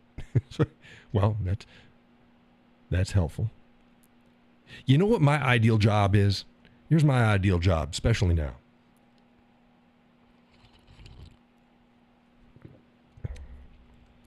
I'd like to be cart patrol at shopping malls, at the shopping centers. You know, the people that go and they take the carts and they make sure they all get in the stalls and then they bring them inside. That's what I'd like to do. That'd be an awesome job. You could pay me minimum wage to do that shit. Fair enough. All I got to do is go out there and retrieve carts and say hey to people, and it's a good deal. Mindless work. No responsibility. No stress. Just go out there, get the carts, make sure they're in the stalls, and then when there's enough in the stalls, bring them into the store. Not in the snow, nope. Yeah, I'd even do it in the snow. I don't give a shit. I don't care. Because that's not that much time. And you know what? I'd even bring my own shovel, because this is what pisses me off. The stores they hire plows, but they never get into the cart return area. All you need to do is get an employee out there to just shovel the snow out of that. You just push it out into a regular thing, and then the plows will take it away.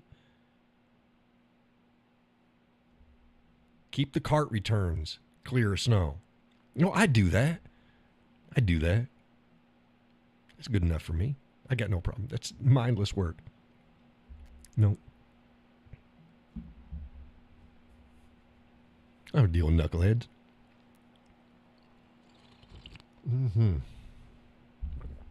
Oh, that's good coffee. Could have used you this morning when I went to get groceries. No carts inside at all. And it was raining. The carts were outside. Yeah. See, there's no need for that. Where's your cart boy? Get out there and get the carts. And see, I don't even look at that as a bad job. Somebody's got to do it. When it's not being done, look at the problems it causes. So have somebody go get carts.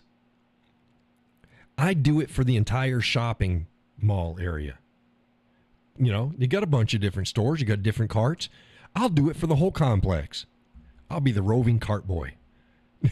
I don't care. That's easy work. Somebody's done with their cart. They just got to, I do it now. If somebody is done, especially if they're elderly, and they're done with their cart, and I'm walking by, I'll just go, hey, I'll take that for you. And I take it, and I move it to the cart return. Yeah. If I'm there and there's a cart here, and there, I'll collect the 3 carts, and I'll bring them to the cart return area. They have battery-operated cart retrievers. They do. Those are cool. Most of the stores don't use them. Places like Sam's Club and stuff like that, they use them. That's awesome. Oh, those are freaking awesome. Yeah. They come in behind, and you put a rope on the first one so that you can help guide it, and then it just pushes. Oh, they're freaking awesome. Yeah, that's cool. That is cool. And there was other things. Sam's Club had a bunch of jobs opening. They were looking for leads in departments in the store, and they were looking for a lead for the gas there in Concord. You know, their gas station area. They were looking for a manager out there. I thought, well, I could throw my hat in the ring, but I'm like, yeah, well, maybe. We'll see. I like being around. Even though I put a lot of hours in, I like being around if something needs to be done around the homestead. And the missus likes me around too. So we're giving this a go back at full time doing this. But yeah. Yep. Hey Gus, you hear I got a framing gun? He's like, yeah, I got 5 of them. Well, I didn't. I've always wanted one. They help with a lot of work because it's like I can't do a lot of the work all by myself because I don't have enough arms. But if you get a framing gun, and there you go. It's like, oh, that's so awesome. So yeah,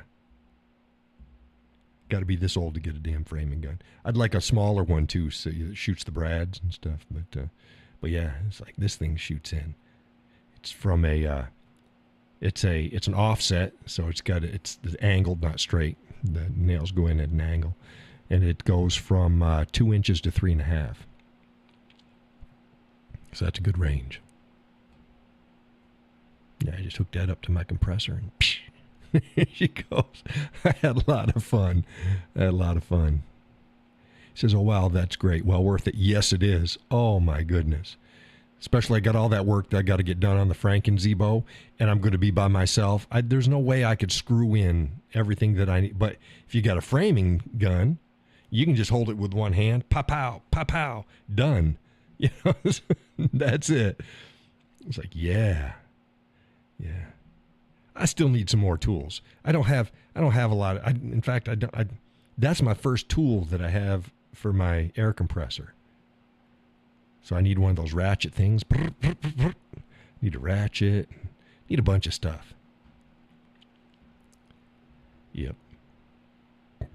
Excuse me. But yeah, I'm like, yeah. Telling the missus, like, I got a lot of work to do on the Frank Zebo because I got to do all frame up work. Excuse me.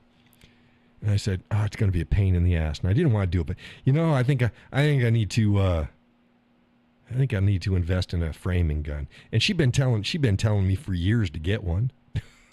Like, I hate spending money. So I went and I got one. So I was like, yeah. They're nice. It's the simple things in life.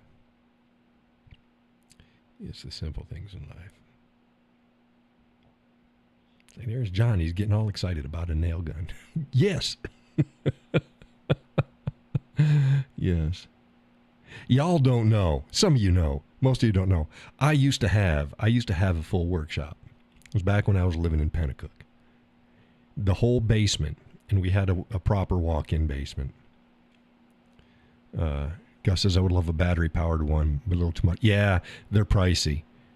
The pneumatic ones, they're not bad. The prices have come down. They're affordable. But the battery-operated ones, yeah, they're pricey. But I got a compressor, so I'll deal with it. But yeah, I had a full workshop. I had metalworking tools and woodworking tools to include I had presses of different sizes, floor and bench, and I had every woodworking tool, motorized that you could think of, to include a lathe, and I had everything. And the house got sold out from underneath us. And I had to sell damn near everything I had. Was not happy. It hurt. A lot of years and a lot of money went into that stuff, but people got very happy. One guy showed up one day with his pickup truck, and he took a bunch of stuff, and he was tickled pink. It's like, oh. So now I'm back to I've got a bunch of stuff, but I'm not like I used to be. Not like I used to be. I used to do everything down there. But I got an air gun now. I got a nail gun. Framing gun. Yep. It's little things in life.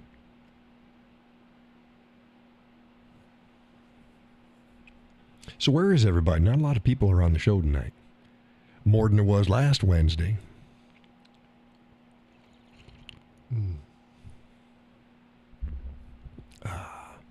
Yeah, I'd like battery operated too. I got to get a paint gun. Paint gun would be good.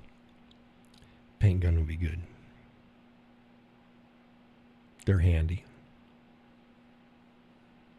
So I need to get a ratchet, air gun ratchet, and I need to get a spray gun.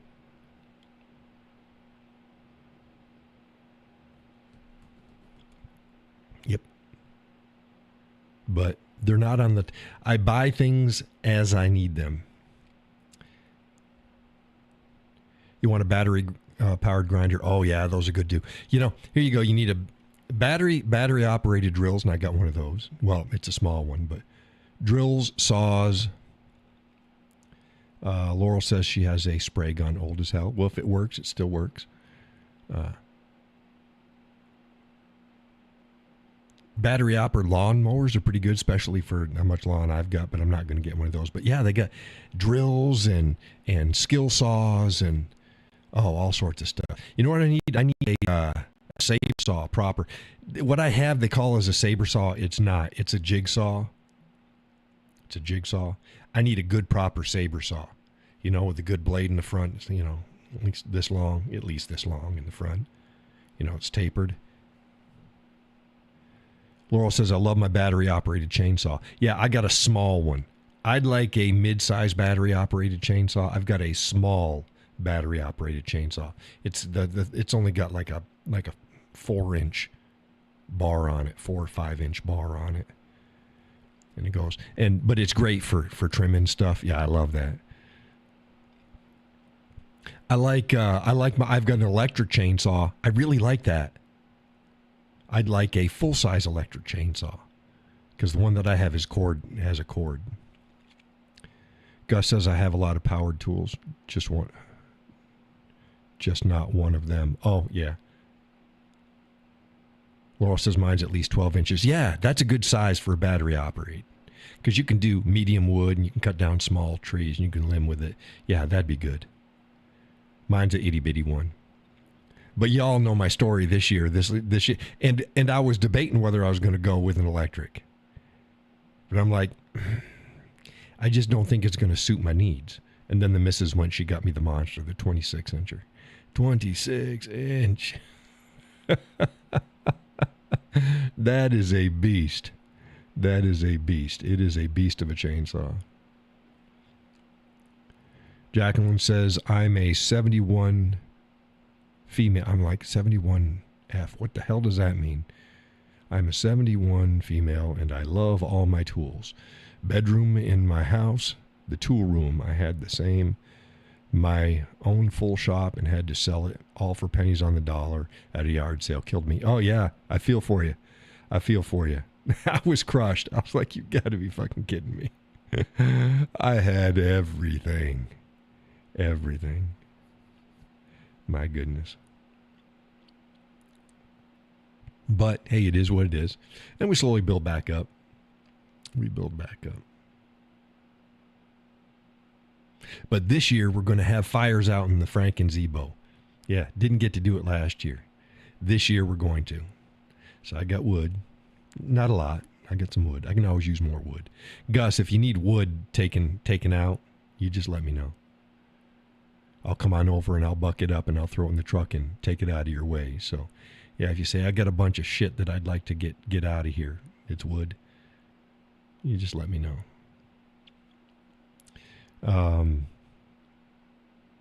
But yeah, because I'm going to have at least 3 sides, if not all 4, framed up and tarped in.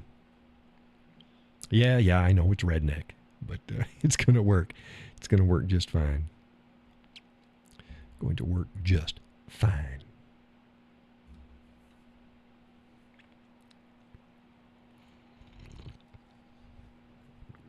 Gus says, "Come on over." So you got some you need to get out of there.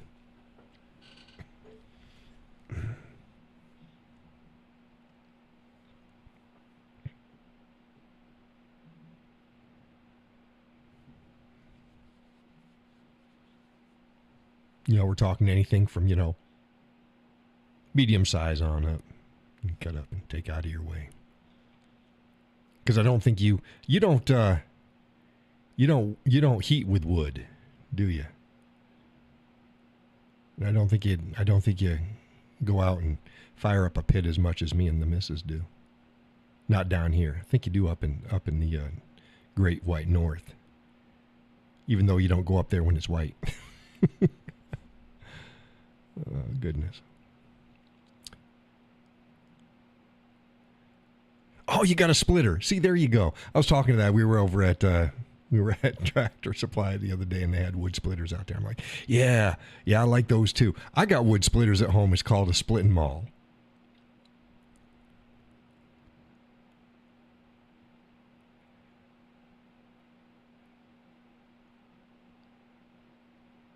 Not anymore. Not anymore. Oh, you don't heat with wood anymore. Yeah. I'll have to make an appointment. Come on over there and clean up some of the wood that you've got just sitting around. Yep. We can do that.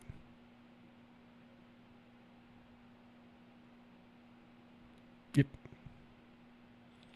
Bring my chainsaw, little chainsaw, and some other tools, and make a day of it, or whatever it takes. I got the trees to cut down over at my son's house too. I got to get those done. Got to get those done. But that'll all be green wood. Not gonna be good for another season. So yeah, I'll have to make an appointment with you there, Mr. Gus. Clean your stuff up. Because we are going to burn some wood. And the good thing is come wintertime, the sun goes down quicker. We like burning after dark. Because then we put the little lights on and enjoy the way the fire looks. Yep. Simple things in life. It says, was my dad's. It's electric. Made in 1976. Still works. Just leaks a bit. That'll happen. Oh, it's electric. So she's quiet. She's quiet. Yeah, I just got a split and maul. I don't mind using it. It's retarded, though. Yeah, I got in. It's like they put the head on backwards or upside down. I'm like, why the hell did they do that? And it's made in such a way you can't take the head off. You'd have to see it. It's all sealed and crap. But they put the head on upside down. It still works, but it's like, that's retarded. Whatever. It still works. You go, how can you tell?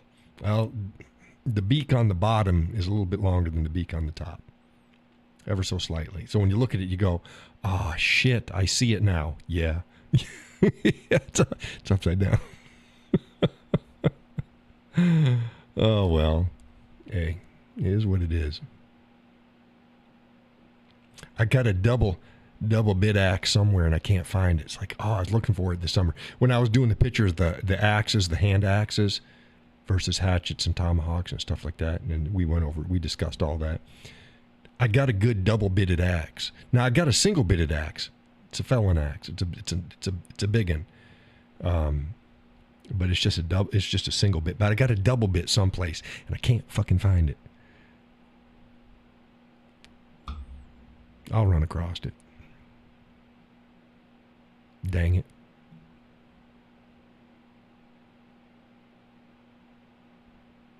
I ain't gonna be felling much trees with that single bit though. But yeah, I use the split and maul. The split and maul is not an axe. Hey, people saying, oh, you're gonna split wood with an axe. Don't split wood with an axe. I mean, you can. Get a split and maul. They're shaped differently. It's a different beast. Like a sledgehammer with a bit on one end. Big blade. Can be dangerous too. Yeah, splitting with an axe. Yeah, yes. Don't do that shit. Split with a split and maul. The handles are straight on a split and maul. They're not curved. Axe handles are curved. Axe handles are shorter. Split and mauls, longer handle, straight shaft. It's like a sledgehammer with a blade on one end. That's what you split wood with.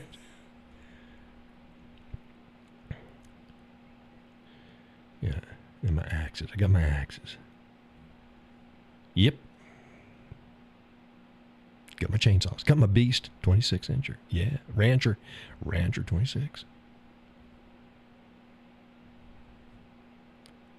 Husqvarna. I'm not a brand loyalist. I don't care if it was a Steel or a Husqvarna, McCulloch, whatever. They're all McCulloch is made by Husqvarna anyways. Oh, the double-headed one? Yeah, they can be. You got to be careful. But they're very efficient because you can flip them. You can flip them. You use two heads. So, yeah.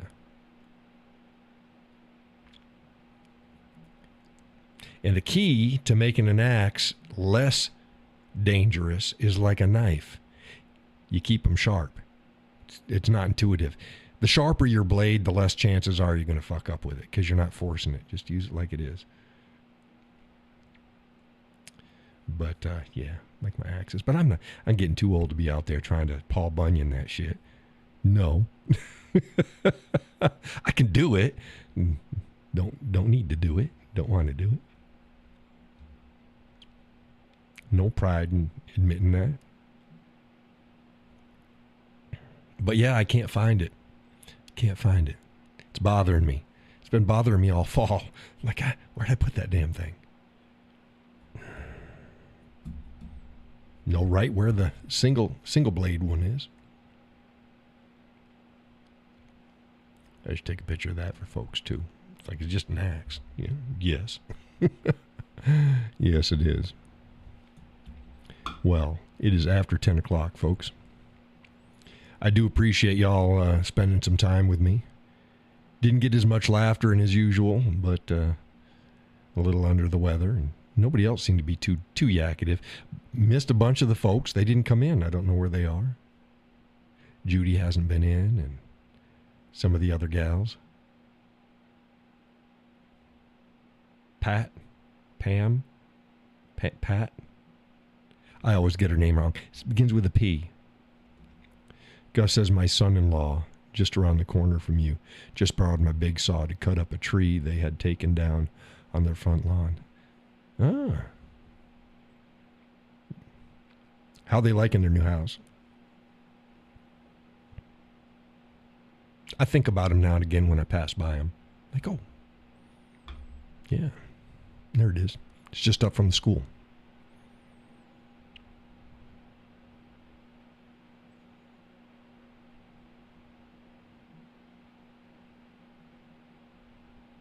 I think they got a pool in the back, don't they? You said they got a pool in the backyard. Dang it. They love it. Good. Good. Good to hear.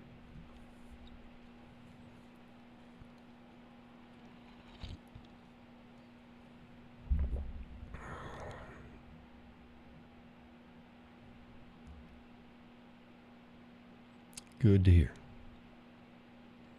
Well, I should probably be closing down. Hit Facebook again. Yeah, see, every night before I go to bed, I still have to close things down and make sure the place is halfway clean. Then I'm going to turn off the lights and then hope that a bunch of shitstorm didn't show up in the middle of the night. I got to clean up first in the morning, but I have to anyway. So it is what it is. Again, if folks like a clean environment, like I keep my page, that doesn't come by chance, and it takes a lot of time to do. So feel free to offer up a tip or donation. The link is in the description. If you're on my page, I've got a pinned comment. It's got the link on there too, and everything is greatly appreciated. Like, share, subscribe. Tell your friends to show up. Laurel says, good night all. Sleep well. You too, Miss Laurel. Everybody else out there, again, thank you for showing up to the show. Be up there bright and early tomorrow morning. Have a great rest of your week, says Gus. Good night, everyone. Indeed. Cheers. I'll be getting with you to make a time to come on over and scout things out. Yeah, again, the youngest is getting married tomorrow afternoon, early evening. So, don't know how much I'm going to be on tomorrow. I know me, I'll be on more than I should be. So I'll see you bright and early in the morning. Y'all have a wonderful evening. Get some rest. And take care.